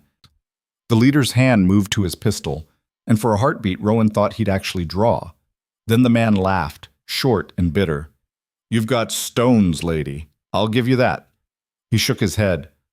"My partner gets back tomorrow, finds that jewelry. We're gone. He doesn't find it." The unfinished threat hung in the air. "He'll find it," Clara said with a confidence Rowan desperately hoped was justified. "And then you'll have a choice to make. Take the money and disappear. Start over somewhere your daughter might eventually forgive you. Or kill us anyway and add 3 more ghosts to whatever already keeps you awake at night." 3? The silent man spoke for the first time, his voice like gravel. "The baby don't count?" "She counts double," Clara said fiercely. "Every child counts double. They're the only clean things left in this filthy world." The man considered this, then returned to cleaning his rifle without comment. But something had shifted in the cabin's atmosphere, some subtle change in the mathematics of violence and consequence. Night fell like a shroud. They ate in silence, Clara's venison stew, still the best thing Rowan had ever tasted despite the circumstances. Hope slept in a makeshift cradle Rowan had fashioned from a drawer and blankets, her tiny fists curled against her chest, oblivious to the danger surrounding her. Rowan took the first watch rotation while Clara rested, though calling it rest was generous. She lay rigid on the bed, eyes open, staring at the ceiling. He could see her lips moving silently, either praying or rehearsing arguments or simply counting breaths. He'd learned not to ask which. Around midnight, the bearded leader relieved his silent companion and gestured for Rowan to sit. "We need to talk," the man said quietly. "Man to man." Rowan eased himself into the chair across from him, his leg throbbing from the day's minimal movement. "I'm listening." "That woman of yours, she really give up her mother's jewelry for this? For you and that baby?" "She did." "And you believe the jewelry's really there? This isn't another stall?" Rowan met the man's eyes. "I believe Clara would do anything to protect Hope. If she says the jewelry exists, it exists. She's many things, but she's not a liar when lives are on the line." The leader nodded slowly. "My partner, the scarred one. He's not like me. He won't be moved by pretty words or sad stories. If that jewelry's there, he'll take it and maybe leave you alive out of pure indifference. But if it's not," he leaned forward, "I need you to understand. I can't control what happens then. Won't be able to stop him even if I wanted to."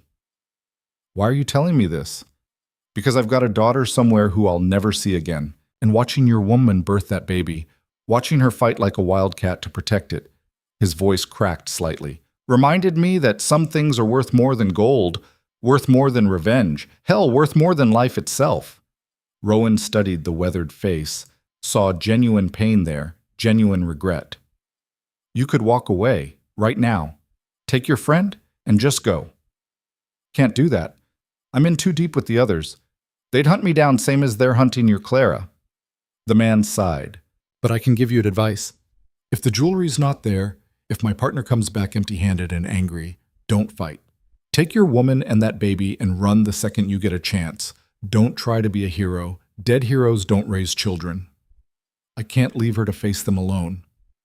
"Even if staying means Hope grows up an orphan?" The leader's voice hardened. "Your pride worth that price?" The question hit like a physical blow. Rowan had no answer because there was no good answer. Only impossible choices and the grinding certainty that tomorrow would demand he make one. The night stretched on. Sometime before dawn, Clara woke screaming from a nightmare. Hope's cries joined hers, and for several chaotic minutes the cabin was nothing but noise and fear and the desperate attempt at comfort. Rowan held Clara while she sobbed against his chest, her whole body shaking. "I saw them kill you," she gasped. "Saw them take Hope and kill you, and I couldn't stop it. Couldn't move, couldn't— Shh, I'm here, I'm right here." He stroked her hair, felt her gradually calm. "It was just a dream.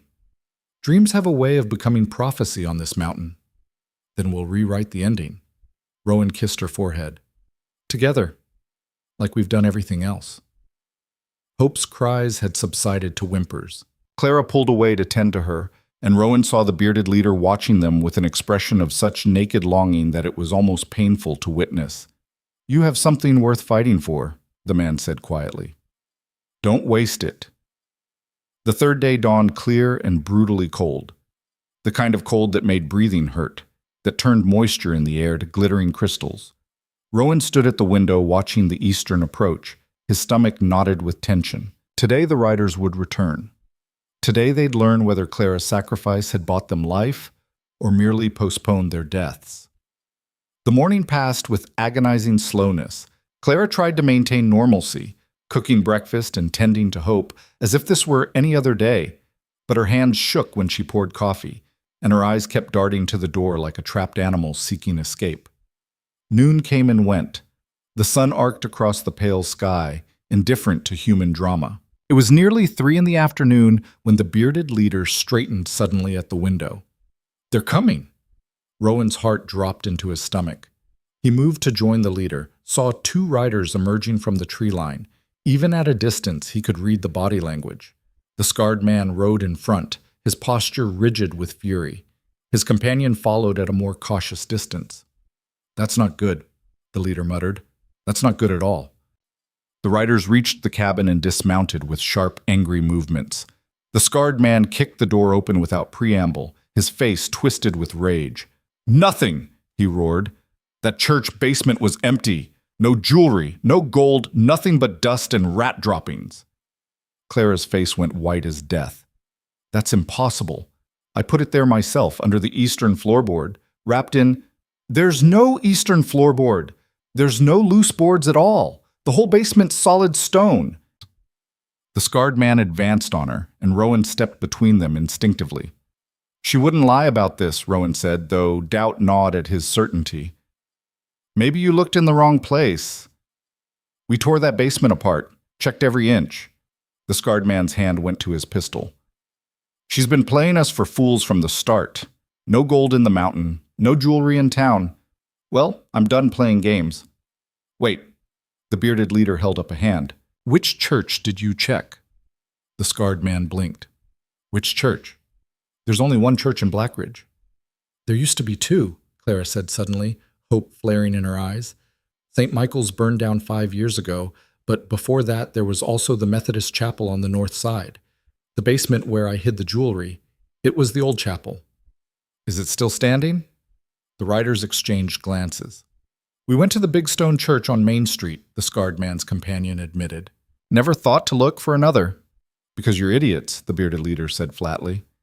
"Both of you. Too eager to call her a liar instead of doing the job properly." The scarred man's face flushed with anger. "Don't you dare! The old chapel's still there," the bearded leader continued, ignoring him. "Half collapsed, but the basement's intact. I saw it when we passed through town last month." He turned to Clara. "That where you really hid it?" "Yes, I swear it. The old Methodist chapel, eastern wall, under the loose floorboard third from the corner." Clara's voice gained strength. "I wrapped everything in oilcloth, buried it under 2 inches of dirt. My mother's necklace, 3 rings, a pair of earrings, appraised at $5,000 3 years ago."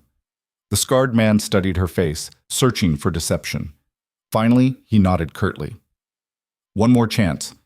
We go back, check the right place. But if it's not there this time, I don't care how many babies you just had, or how many sad stories you tell. You both die. Clear?" "Crystal," Rowan said. "I'm going with them," the bearded leader announced. "Make sure they look properly this time, instead of tearing things apart like bulls in a pen." "Like hell," the scarred man snapped. "You stay here and guard them." "No, you stay here with Graves." The bearded leader gestured to the silent fourth man. "I don't trust you not to burn down the whole town out of spite if you don't find it quick. Need someone with a brain on this trip." The argument escalated rapidly, voices rising, hands moving toward weapons. Rowan saw his chance and took it. He caught Clara's eye, jerked his head minutely toward the door. She gave the barest nod of understanding. While the outlaws shouted at each other, Rowan edged toward the rifle propped against the wall. His fingers had just closed around the stock when Graves, the silent one, cleared his throat. "Don't." The single word cut through the argument. Everyone froze. Graves had his pistol trained on Rowan with casual precision. "Nice try," the man said. "But I've been watching you scheme since yesterday. Sit down." Rowan sat, his brief hope crumbling. Clara's hand found his, squeezed tight. The argument resolved with the scarred man and the bearded leader both riding back to Blackridge, leaving Graves and the fourth outlaw to watch the cabin. It was the worst possible outcome.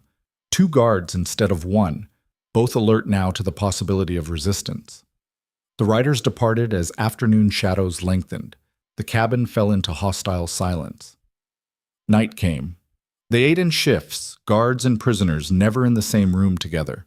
Hope fussed and cried, sensing the tension, and nothing Clara did seemed to comfort her.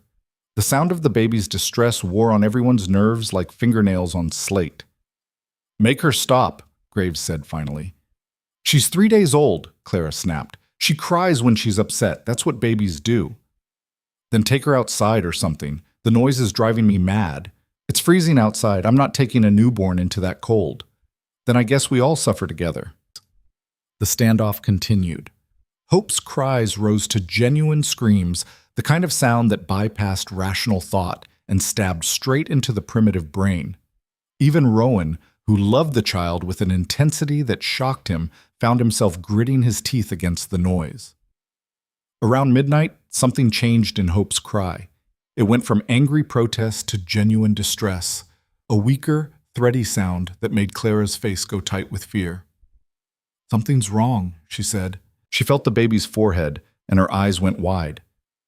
"She's burning up. Rowan, she's got a fever." Rowan moved to her side, touched Hope's tiny forehead. The heat was unmistakable, dangerous. "How high?" "Too high. Way too high for a baby this young." Clara's voice climbed toward panic. "We need to cool her down, get the fever under control before it—" She couldn't finish the sentence. Didn't need to. They all knew what high fevers did to infants. "What do you need?" Graves asked. The hostility had drained from his voice, replaced by something that might have been concern. "Cold water, clean cloths. And I need to examine her properly, which means more light and space than we've got here." Clara looked up at the guard with desperate eyes. "Please, whatever else happens, whatever you do to us, please let me try to save my daughter." Graves and his companion exchanged glances. Finally, the fourth outlaw nodded. "Do what you need to do. We'll stay out of your way." They worked through the night in a strange alliance born of necessity. Clara stripped Hope down and sponged her with cool water while Rowan held the tiny thrashing body still. The outlaws maintained their vigil but stepped back, gave them room to work. Hope's fever climbed despite their efforts. By 2 a.m, the baby was barely responsive, her skin mottled and hot, her breathing rapid and shallow. "It's not working," Clara sobbed. "Nothing's working. Rowan, I'm losing her." The words hit like hammer blows. Rowan looked down at the tiny life in his arms, this precious thing they'd fought so hard to protect, and felt something break inside him. "No," he said. "No, we don't lose her. We don't lose anyone else." "I don't know what else to do." Clara's voice was raw with grief and terror. "I've tried everything I know, everything my mother taught me. It's not enough. She needs a real doctor, real medicine, and we're trapped on this mountain with guns at our heads and—" "The willow bark," Graves interrupted. Both of them turned to stare at him. The silent outlaw shifted uncomfortably. "My grandmother used willow bark for fevers, boiled it into tea, said it was better than any doctor's remedy." "For a baby this small?" Clara asked. "My sister was sickly as an infant. Grandmother saved her 3 times with willow bark tea, just drops at a time." Graves gestured toward the door. "There's willow trees down by the creek. I've seen them." "It's the middle of the night," his companion protested. "And colder than a witch's—" "Then I'll be quick." Graves was already pulling on his coat. "Watch them. I'll be back in 20 minutes. He disappeared into the darkness before anyone could argue further. The 3 of them waited in tense silence, Clara continuing to sponge Hope's burning skin, Rowan whispering desperate encouragements to a baby too sick to hear them. Graves returned in 15 minutes, his hands full of willow bark and his face red from the cold. Clara boiled it immediately, let it steep, then administered tiny drops to Hope with shaking hands. The change wasn't immediate. For another hour, the baby's condition remained critical, hovering on the knife's edge between life and death. But gradually, so gradually it was almost imperceptible, the fever began to break. Hope's breathing eased, her skin cooled. By dawn, she was sleeping peacefully, the crisis passed. Clara collapsed onto the bed, her whole body shaking with relief and exhaustion. "Thank you," she whispered to Graves. "Thank you for saving her." The outlaw nodded uncomfortably. My grandmother would have skinned me alive if I let a baby die when I knew how to help. He cleared his throat. Don't mean we're friends now. Don't mean anything's changed. It changed everything, Clara said quietly. You showed mercy. That matters. Graves had no response to that. He returned to his post by the window, his face carefully neutral, but Rowan saw the shift, saw the crack in the man's armor. They had two allies now, whether the outlaws admitted it or not. Two men who'd been reminded that they were human, that they had lines they wouldn't cross. It wasn't much, but it was something. The bearded leader and the scarred man returned the next afternoon. Rowan knew before they even dismounted what the news would be. The bearded leader's face was carefully neutral, but the scarred man wore a smile that made Rowan's blood run cold. They entered the cabin, and the scarred man tossed an oilcloth bundle onto the table. It landed with a heavy clink. Found it, he said. Every piece, right where she said it would be. 5,000 worth, maybe more. His smile widened, so I guess she was telling the truth after all. Relief flooded through Rowan so intensely it made him dizzy. They'd done it. Clara's sacrifice had actually worked. They were going to live. Then he saw the bearded leader's face and knew with terrible certainty that something was still wrong. We're taking the jewelry, the scarred man continued. But here's the thing, I got to thinking on the ride back. This lady lied to us once already, about the gold, sent us on a wild goose chase, got 2 of our men killed, and I realized, taking the jewelry and walking away, that's not justice, that's not even. We had a deal, Rowan said, his voice steady despite the fear clawing at his throat. You had a deal with him. The scarred man jerked his thumb at the bearded leader. Not with me. And I say we take the jewelry and settle accounts. Can't have people thinking they can cross us and live to tell about it. The bearded leader stepped forward. That's not how this works. We got what we came for. Time to ride out. You going soft, old man? The scarred man's hand moved to his pistol. Because it sure sounds like you're going soft. I'm saying there's been enough killing. We got our pay. Now we go. And I'm saying one more killing won't hurt anyone. Well, except them. The 2 men faced each other, the tension crackling like lightning. Graves and the 4th outlaw watched without speaking, their own allegiances unclear. Clara stood slowly, hope cradled in her arms. You want justice? Fine, but you're going to get the truth first. She turned to the scarred man. Thomas Voss lied to you about the gold because he lied to everyone. There never was $20,000. The bank job went wrong, the money got scattered, and he died with a fantasy on his lips because he couldn't admit failure, even at the end. So you've said. But I lied too, about something else. Clara's voice grew stronger. Thomas told me where he hid what little gold they did recover, $3,000, buried in a cave 30 miles south of here. I didn't tell you because I wanted it for myself, for Hope's future. But if it means the difference between her growing up with a mother or an orphan. She met the scarred man's eyes. Take it. Take everything. Just let us live. The cabin fell silent. Every man stared at Clara, weighing her words against her previous deceptions. You expect me to believe that? The scarred man asked finally. After everything? I expect you to send someone to check. The cave's marked with Thomas's sign, a T carved into the rock above the entrance. You'll know it when you see it. Clara's voice was utterly convincing. I've told you nothing but the truth since Hope was born. You know I have. So believe me now. The gold exists. $3,000. Yours if you just ride south and claim it. The scarred man studied her for a long moment. Then, slowly, he nodded. All right. We'll check your story.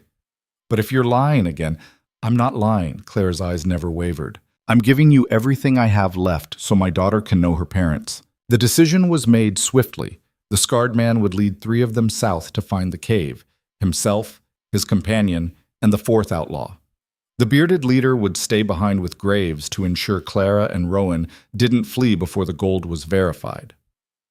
3 days, the scarred man said as he prepared to leave. If the gold's there, we take it and disappear. You never see us again. If it's not... He didn't finish the threat, didn't need to. They rode out at first light and the cabin fell into uneasy quiet. The bearded leader sat by the fire, the jewelry bundle in his lap, his expression unreadable. Graves maintained his post by the window, saying nothing, watching everything. Clara nursed Hope in the corner, her face pale but composed. Rowan could see the tremor in her hands, could read the terror she was working so hard to mask. He wanted to ask her if the gold was real, if this was another desperate bluff, but the guards were listening, and some questions were better left unspoken. The first day passed with glacial slowness. They moved through the rhythms of survival, cooking, eating, tending the fire, like actors in a play, everyone performing their roles while waiting for the real drama to begin. That night, after Hope had been settled and Clara had finally allowed herself to doze, the bearded leader spoke quietly to Rowan. "This gold she's sending them after, it real?" Rowan met the man's eyes. "I don't know. She never told me about it." "But you believe her?" "I believe she'll do anything to protect Hope, whether that means telling the truth or crafting the most convincing lie ever spoken." Rowan paused. "Does it matter?" "To me? No. I got my cut of the jewelry already. I'm done with this whole mess." The leader's voice dropped even lower. "But if there's no gold at that cave, my partner's going to come back here looking for blood. And Graves and I, we can't stop 3 armed men who've decided on murder." "Then why are you telling me this?" "Because you've got maybe 2 days to figure out how to save that woman and baby. And I'm saying, if it comes down to it, if you get a chance to run, take it. Don't wait for me to give permission. Don't worry about honor or pride. Just grab them and go." Rowan studied the weathered face, saw genuine concern there, genuine regret. "You could help us. You and Graves." "Help you how? Fight my own crew?" "I'm many things, but I'm not suicidal." The leader shook his head. "Best I can offer is looking the other way if opportunity presents itself. That's it." It wasn't enough. But it was more than Rowan had expected, and he nodded his understanding. They sat in silence as the fire burned low, each man lost in his own thoughts, his own calculations of survival and consequence. The second day brought fresh snow, heavy and wet. It fell throughout the morning, blanketing the mountain in white silence. Rowan watched it accumulate and felt hope flicker. Snow meant difficult travel, meant any riders returning would be slowed, delayed. Every hour of delay was another hour to plan, to prepare, to find some angle they'd missed. Clara had grown increasingly quiet, spending most of her time with Hope, whispering to the baby in a voice too low for anyone else to hear. Rowan caught fragments. "Your grandmother's eyes, and stronger than all of us, and whatever happens, you were loved." The words made his chest ache. Around midday, Graves suddenly straightened at his window post. "Rider coming. Single rider." Everyone tensed. The bearded leader moved to the door, his hand on his pistol. Too soon for them to be back. Way too soon. The rider emerged from the snow-shrouded trees, a woman, bent low over her horse's neck, riding hard. She pulled up at the cabin and half fell from the saddle, her face red with cold and exertion. Rowan recognized her immediately. Sarah, from the general store in Black Ridge. "Sarah?" He moved to the door. "What are you doing here?" "Came to warn you." She was breathing hard, her words coming in gasps. "Those men who rode south, they didn't go south. Stopped in town, started asking questions about caves and gold. Word spread fast." She caught her breath. "Marshal's coming, real marshal, from 3 towns over. Heard about the gunfight on your mountain, the bodies. He's riding up here with 6 deputies. They'll be here by tomorrow afternoon." The bearded leader cursed viciously. "How did he hear?" "Dutch told him. Said he found Graves, heard gunshots, figured something bad was happening up here." Sarah's eyes found Clara. "He was trying to help you, honey. But now there's law involved, and law means questions, means investigations, means everyone on this mountain's going to hang if there's bodies to explain." "There are bodies," Rowan said quietly. 3 of them. Men who attacked us." "Self-defense?" "Yes, but proving that..." He trailed off, seeing the problem. 3 dead outlaws, a pregnant woman, a crippled trapper, and a story that would sound like fantasy to any lawman who wasn't there. The bearded leader was already moving, grabbing his coat and the jewelry bundle. "Graves, we're leaving. Now." "What about the others?" Graves asked. "They made their choice when they went south. We're not waiting around to get arrested or shot by deputies." He turned to Rowan. "You've got maybe 18 hours before the law arrives. Use them wisely." "Wait." Clara stood, hope in her arms. The jewelry. Leave it. Like hell I will. Leave it, and I'll tell the marshal you were never here. Tell him it was just the three who died, just them who attacked us. You walk away clean. Clara's voice was steady, persuasive. But take that jewelry and there's a paper trail, descriptions from the store, witnesses. You'll be running for the rest of your life. The bearded leader hesitated, weighing the offer. Finally, slowly, he set the bundle on the table. You're either very brave or very stupid, he said. I haven't decided which. I'm a mother trying to build a life, that's all. Clara met his eyes. Go find your daughter. Make what's left of your life mean something. Something passed between them, understanding perhaps, or mutual recognition of paths taken and prices paid. Then the bearded leader nodded once and walked out into the snow. Graves followed without a word, and within minutes the sound of hoofbeats had faded into the white silence. Sarah stared at Clara. You just let them go. Let them walk away with... She noticed the bundle on the table. You gave up the jewelry too? No, she got it back. Clara's smile was tired but genuine, and bought us time in the process. Now we just have to figure out what to do with it. They spent the afternoon preparing. Sarah helped Clara clean and organize the cabin, making it look less like a battlefield and more like a home that had been besieged but survived. Rowan dragged the bodies from where they'd been hastily buried and repositioned them to match the story they'd tell. Attackers shot while breaking into the cabin, killed in clear self-defense. The marshal's not stupid, Sarah warned. He'll have questions about why outlaws came all the way up here, why they targeted you specifically.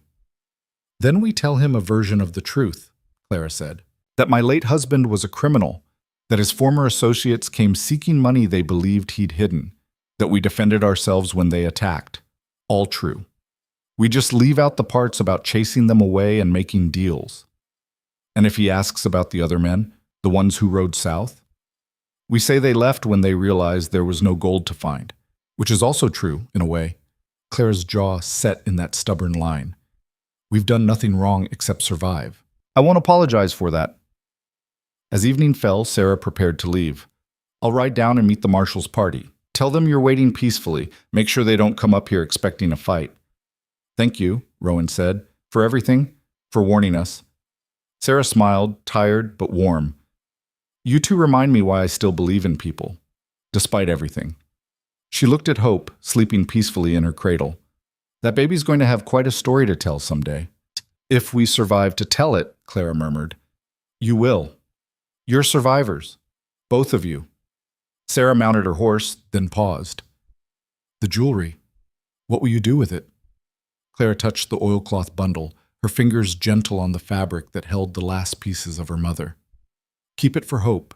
Let her have something beautiful from the grandmother she'll never meet. Some things are worth more than gold. Sarah nodded understanding and rode out into the gathering dusk. Alone again, Rowan and Clara stood in the cabin that had become their fortress, their prison, their home.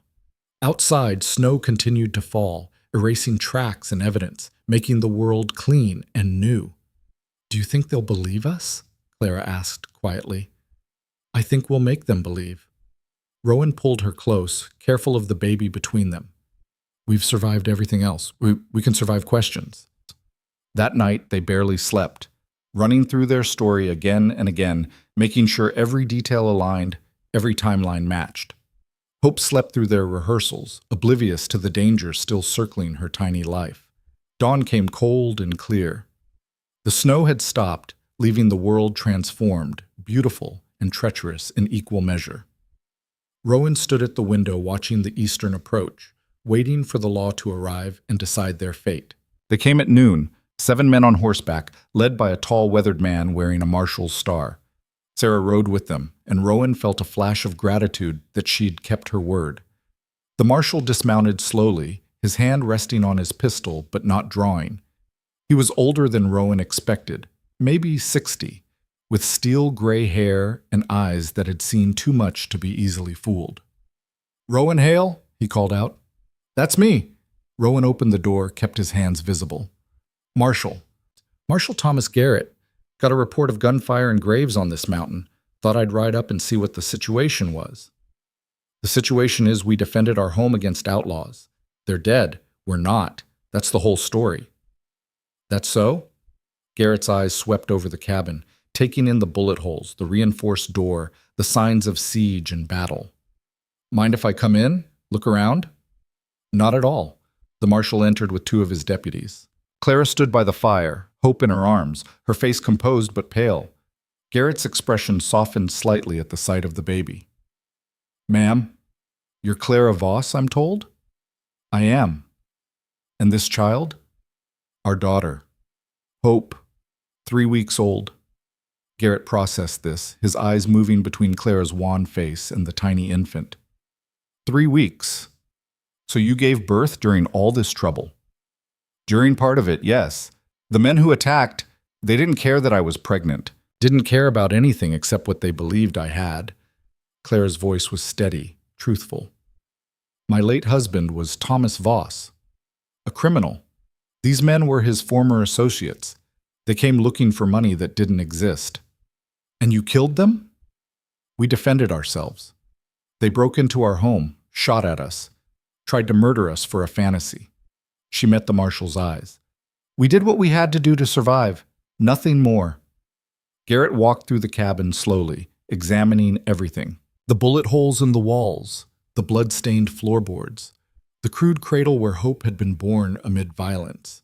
His deputies checked the bodies outside, conferred in low voices. Finally, the marshal returned to the main room. Your story matches the evidence. Matches what Miss Sarah told us, too. Looks like a clear case of self-defense to me. Relief flooded through Rowan so powerfully it nearly buckled his knees. So we're clear? Not quite. Garrett's expression hardened. There's still the matter of the other men. Miss Sarah mentioned at least 2 more rode away, possibly more. They're wanted for questioning about what happened here. They left days ago, Clara said. Realized there was no gold and departed. I don't know where they went. Can you describe them? Clara described the bearded leader and Graves in vague terms. Enough to satisfy the marshal's questions, but not enough to make identification certain. They were criminals, but they showed mercy when it mattered. Let us live when they could have killed us. I won't be the one to put ropes around their necks. Garrett studied her for a long moment. That's real generous of you, Mrs. Voss, considering what they put you through. Not generous, practical. Pursuing them won't bring back the dead or change what happened here. It'll just add more bodies to the count. Clara's voice softened. I'm tired of death, Marshal. I just want to raise my daughter in peace. The lawman nodded slowly. I can understand that. And truth be told, I've got bigger problems than chasing outlaws who've already scattered to the wind. He gestured to his deputies. We'll take the bodies down for proper burial. File a report that you folks acted in lawful defense of your property. Beyond that, he shrugged. I'd suggest you folks stay quiet up here for a while. Let things settle down. We plan to, Rowan said. Garrett and his men spent another hour gathering evidence and preparing the bodies for transport. As they worked, the marshal approached Rowan privately.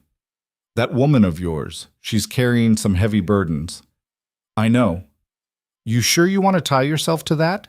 To her past and whatever comes with it? Rowan looked through the window at Clara, watching her rock hope with infinite tenderness, despite everything she'd endured. I've never been more sure of anything in my life. Fair enough. Just know that men like Thomas Voss, they leave long shadows. Could be more trouble comes calling eventually. Then we'll deal with it. Together. Rowan met the marshal's eyes. That's what you do when you love someone. You face whatever comes. Garrett's weathered face cracked into something almost like a smile. That's a good answer. Hope for your sake it's enough. The lawman departed as afternoon shadows lengthened, leading pack horses laden with the dead. Sarah lingered long enough to embrace Clara and whisper something Rowan couldn't hear. Then she too rode away and the mountain fell silent once more. Rowan stood in the doorway, watching them disappear down the trail. When the last rider vanished into the trees, he closed the door and turned to find Clara watching him with tears streaming down her face. It's over, she whispered. It's really over. It's over, he confirmed. She collapsed against him, her whole body shaking with relief and exhaustion and the weight of everything they'd survived. Hope, disturbed by her mother's movements, began to cry, and Clara laughed through her tears. Even now, Even in this moment, she demands attention. Clara wiped her eyes, moved to tend to the baby. She's going to be formidable. She comes by it honestly. Rowan watched mother and daughter, felt something settle in his chest. Peace, maybe. Or the beginning of it. They spent the evening putting the cabin back in order, reclaiming their home from violence and fear.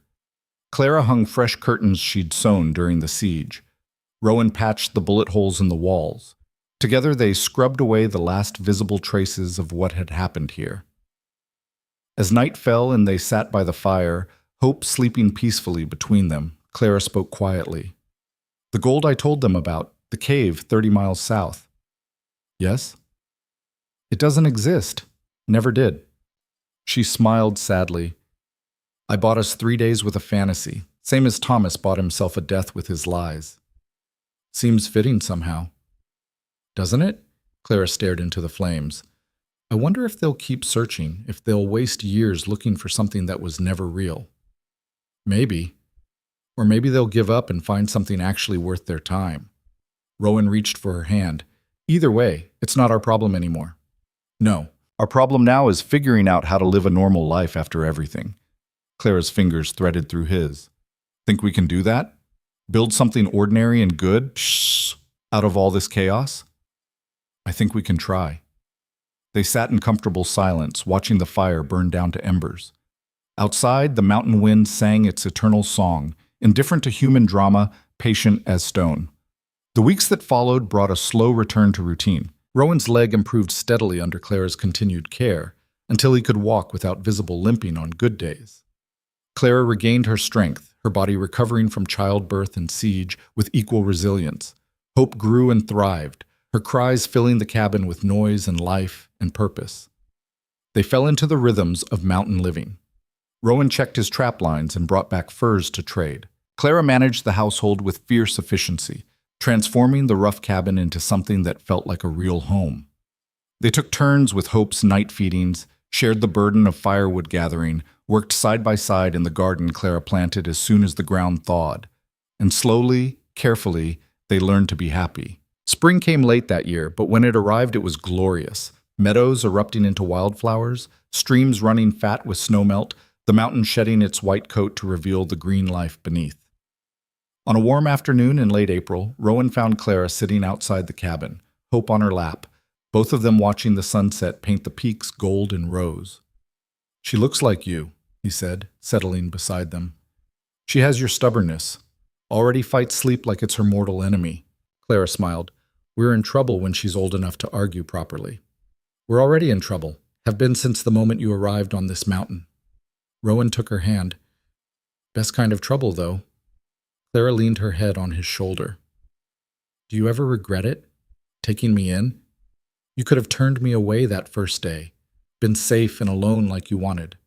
I stopped wanting to be alone the moment I saw you fight through that snowstorm to save my worthless hide." He pressed a kiss to her hair. "Besides, safe is overrated. I prefer this." "This being constant danger and a woman with a criminal past? This being you, being us." He gestured to encompass the cabin, the mountain, the life they'd built from desperation and hope. All of it. They sat together as the light faded, their daughter dozing peacefully between them, and watched the mountain perform its nightly transformation. Stars emerged one by one, brilliant in the clean air, and somewhere distant an owl called its hunting song. "I want to marry you," Rowan said suddenly, "properly, with words and promises and whatever ceremony we can manage up here." Clara turned to look at him, surprise and something warmer lighting her eyes. "Rowan Hale, is that a proposal?" "It's a fact. I love you. Want to spend whatever life I've got left making sure you and Hope have everything you need. Want to build something that lasts." He met her gaze. "But if you want me to get down on one knee and say it pretty, I can do that too." "Don't you dare. Your leg's not up for that kind of foolishness." Clara was crying again, but smiling through it. "Yes. Yes, of course, yes. Though I should warn you, you're getting a terrible bargain. A widow with a criminal history and a baby who screams at 3 a.m. "Best bargain I ever made," Rowan said, and kissed her as the stars wheeled overhead and the mountain kept its eternal watch. They were married in early June by a traveling preacher who came through on his circuit. Sarah rode up from Blackridge to witness, along with Dutch and a handful of other mountain folk who'd heard about the siege and wanted to see the couple who'd survived it. It was a simple ceremony, conducted in the cabin with wildflowers decorating every surface and Hope sleeping peacefully through her parents' vows. "Do you, Rowan Hale, take this woman to be your wife?" "I do, more than anything." "And do you, Clara Voss, take this man to be your husband?" Clara looked at Rowan, at this mountain hermit who'd opened his home and his heart to a desperate stranger who'd fought beside her and bled for her and chosen her every single day since. "I do, for as long as we both live." "Then by the authority vested in me, I pronounce you husband and wife." The kiss that followed was witnessed by friends in mountain and sky, a promise sealed with joy instead of desperation for the first time since they'd met. The celebration lasted into the evening, food and music and laughter, the cabin filled with warmth and life. Sarah cornered Clara at one point, her eyes suspiciously bright. "You did it," she said. "Built yourself a life worth living." "We did it," Clara corrected. "Couldn't have survived without help, without people like you believing in us." "I believed in what I saw, two people fighting for something real, something worth the blood and fear and cost." Sarah squeezed her hand. "Your mother would be proud." The words hit harder than Clara expected. She blinked back tears, nodded. "I hope so, I really hope so." As night fell and the guests departed, Rowan and Clara stood together in the doorway, watching their friends disappear down the mountain trail. Hope slept in Clara's arms, exhausted from being passed between doting strangers all day. "Think they'll come back?" Rowan asked. "The outlaws, I mean. Think we're really done with all that?" Clara considered the question honestly. "Maybe. Maybe not. Men like that have long memories and longer grudges." She looked down at Hope. "But we're not the same people they left behind. We're stronger now, smarter, and we're not alone anymore." "No," Rowan agreed. "We're definitely not alone." The months rolled into years with surprising speed. Hope grew from infant to toddler to a fierce, bright child who climbed trees before she could properly walk and asked questions that would stump a philosopher. They gave her a brother when she was 3, a boy they named Daniel, who had Rowan's eyes and Clara's stubborn chin. 2 years later, another daughter arrived, gentle and laughing, whom they called Anne after Clara's mother. The cabin expanded to accommodate their growing family. Rowan built additional rooms, a proper kitchen, a workshop. Clara planted extensive gardens and learned to preserve enough food to feed them through the longest winters.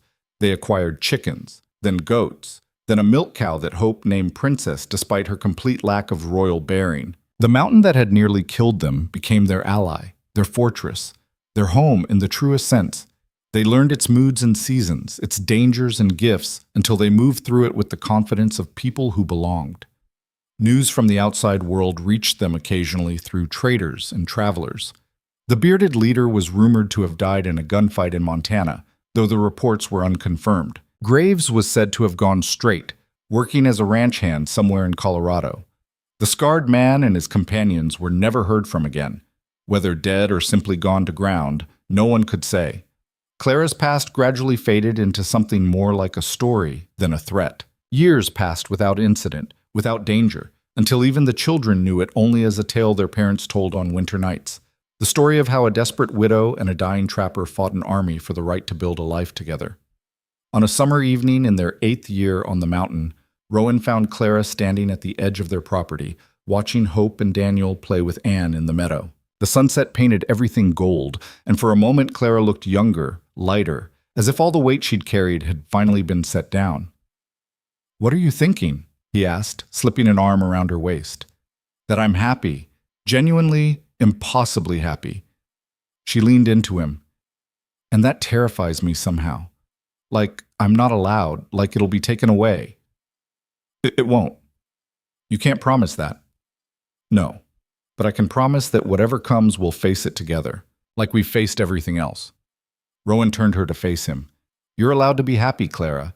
You've earned it 100 times over." She smiled, kissed him softly. "So have you, the lonely mountain man who didn't think he deserved anything good. Turns out I didn't know what I deserved. Needed you to show me. They stood together as their children played and the light faded and the mountain settled into evening. Somewhere in the distance, a wolf howled and Hope howled back, a game she'd invented that never failed to make her siblings laugh.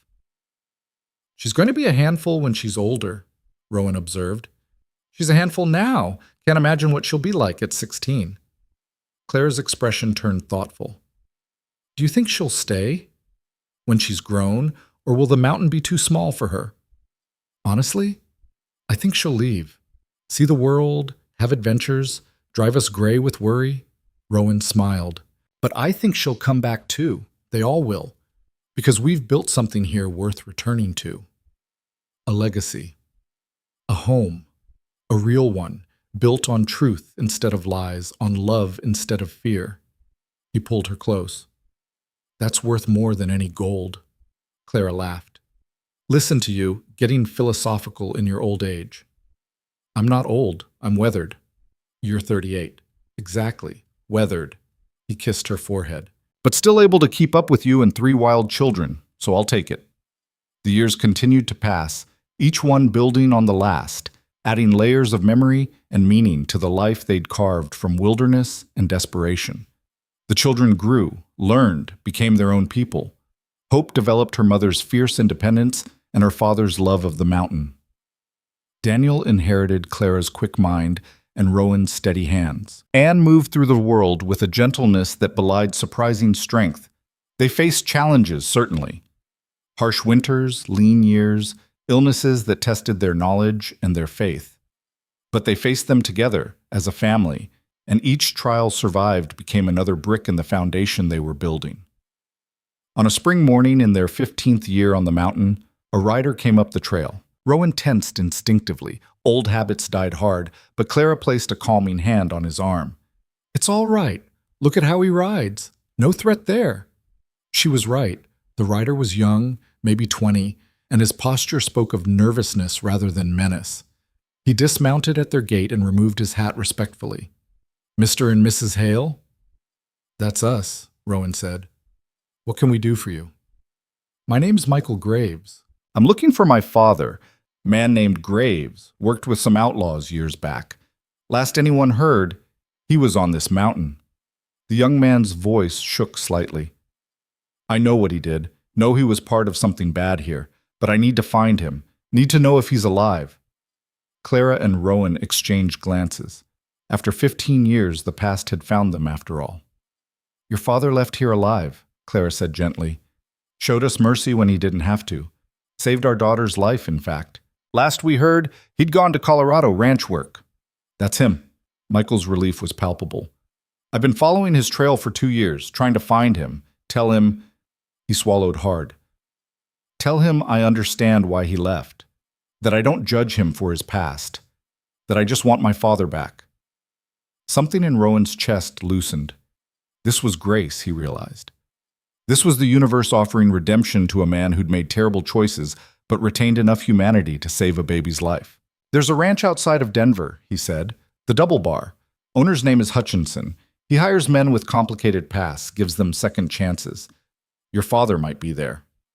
Michael's face lit up. Thank you so much." He hesitated. "Is it true? What they say about what happened here? About the siege and the outlaws and everything?" "It's true," Clara said, "but it's also over. Has been for a long time. I'm glad. You deserve peace." Michael mounted his horse, tipped his hat. "If I find him, if he's alive and willing, can I tell him you spoke well of him, that you remembered the good he did?" "You can tell him," Clara said, "that we're grateful, and that we wish him well." They watched the young man ride away, carrying hope and determination down the mountain. When he disappeared from sight, Clara turned to Rowan with tears in her eyes. "Even the past can have a happy ending. Who knew?" "We did," Rowan said. "We've been writing one for 15 years.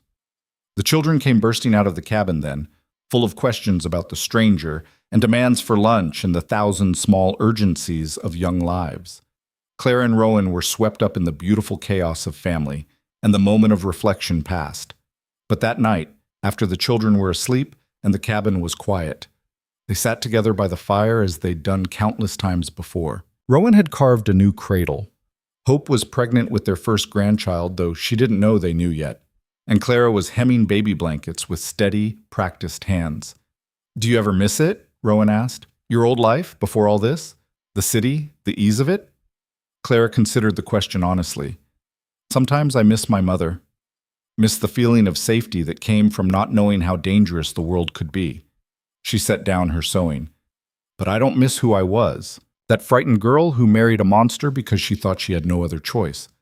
I'm glad she's gone." "She's not gone. She's just grown into someone stronger. Because I had to. Because you gave me reason to." Clara moved to sit beside him, rested her head on his shoulder. "I was dying when I came here, Rowan. Not just starving or cold or pregnant, dying inside where it counts. And you saved me. This mountain saved me. Gave me a reason to keep fighting. You saved yourself. I just gave you a place to do it." "No, we saved each other." She took his hand, pressed it to her heart. "That's the real story. Not the violence, or the danger, or the dramatic last stands. Just two broken people finding each other and deciding that was enough. That they could build something good from the wreckage." Rowan pulled her close, felt her heartbeat against his chest, steady and strong and alive. It was more than enough. It was everything. They sat in comfortable silence as the fire burned low and the mountain settled into sleep around them. Outside, an early summer storm was building, thunder rumbling distant promises of rain. Inside, the cabin was warm and dry and filled with the accumulated weight of 15 years of memories, 15 years of love, 15 years of choosing each other every single day. Hope came home the next week with her husband Thomas, a good man, despite sharing the name of Clara's first husband, or perhaps because of it, a reclaiming of something that had been poisoned, and announced she was indeed pregnant. The celebration was joyous, loud, filled with the kind of happiness that comes from knowing how precious and fragile life truly is. "You're going to be grandparents," Hope said, laughing at their carefully maintained surprise, though knowing Ma, she's probably already started sewing baby clothes. "I may have made a few things," Clara admitted, "just in case." The baby, a girl they named Clara Rose after both grandmothers, was born in the cabin on a snowy December night, delivered by her grandmother's skilled hands with her grandfather keeping watch. The circle completed itself in that moment, life renewing life, the past and future meeting in a squalling, perfect present. As Rowan held his granddaughter for the first time, felt the impossible lightness of her in his arms, he thought about the journey that had led to this moment, the bear trap that had shattered his leg, the advertisement he'd written in desperation, the pregnant widow who'd appeared like an answer to a prayer he hadn't known he was praying. If he'd known then what it would cost, the blood and fear and violence, the brush with death, and worse, would he have still let Clara stay? The answer came immediately, certain as sunrise. Yes. 1,000 times yes. Because the alternative was a life half-lived, a slow death of solitude and bitterness, a waste of the years he'd been given. Clara had saved him, and he'd saved her, and together they'd built something that would outlast them both. A family, a home, a legacy of survival and stubborn love. "What are you thinking?" Clara asked, appearing at his shoulder to smile down at their granddaughter. "That I'd do it all again, every moment, every fight, every terrible choice, just to end up here. Even the bear trap? Especially the bear trap. Without it, you never would have come." He met her eyes, saw his own certainty reflected there. Worth it, all of it. Clara kissed him softly, carefully, mindful of the baby between them. "Worth it," she agreed.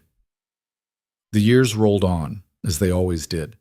Daniel brought home a wife, a strong mountain girl who could shoot better than he could and never let him forget it. Anne surprised everyone by becoming a teacher, traveling down to Blackridge to educate children in the valley while returning to the mountain each summer. Hope and Thomas built a cabin a mile from the main house, close enough for help but far enough for independence.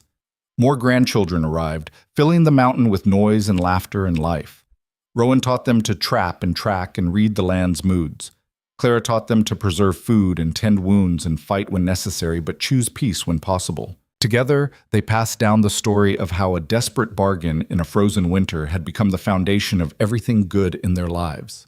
Rowan's leg, which had never fully healed, grew stiffer as the years passed. By his 60th year, he needed a cane to walk distances, and by 65, the pain was constant enough that Clara had to help him dress on bad mornings. He bore it with the same stubborn determination he'd brought to everything else, refusing to let weakness dictate his life. Clara aged more gracefully, her hair turning silver but her spine remaining straight, her hands still steady whether holding a baby or a rifle. She moved through her 70s with the energy of someone 20 years younger, caring for Rowan as he'd once cared for her, the circle completing itself again. On an autumn evening in their 40th year on the mountain, they sat together on the porch they'd built overlooking the valley. The leaves were turning gold and red, and smoke from their children's cabins rose in gentle spirals into the clean air. 40 years, Rowan said. Longer than I ever thought I'd live, let alone live well. Longer than I deserved, Clara said, but I'll take it gratefully. You deserved every moment, every joy, every blessing. Rowan took her hand, his fingers gnarled with age, but grip still strong. I'm glad you came to my mountain, Clara Voss Hale. Glad you stayed. I'm glad you let me. Glad you saw past the desperation to the person underneath. She squeezed his hand. We made something good, didn't we? Out of all that fear and violence? We made something beautiful.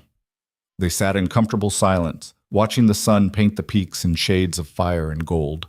Around them, the mountain breathed its eternal rhythm, patient and strong, a witness to their improbable love story.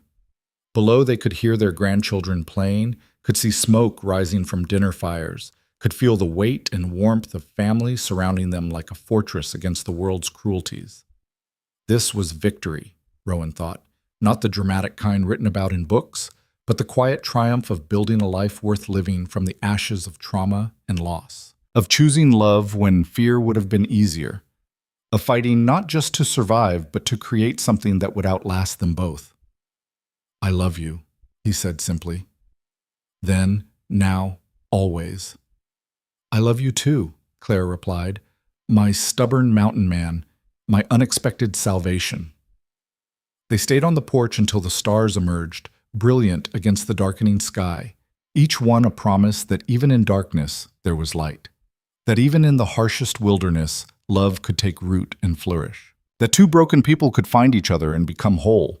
The mountain had tested them, nearly destroyed them, but in the end it had given them everything that mattered: a home, a family, a future built on trust instead of fear, on truth instead of lies, on the fundamental belief that some things were worth fighting for with everything you had. And when Rowan Hale finally closed his eyes for the last time, 23 years later, surrounded by children and grandchildren and great-grandchildren, his last sight was Claire's face hovering above his, still beautiful, still fierce, still his.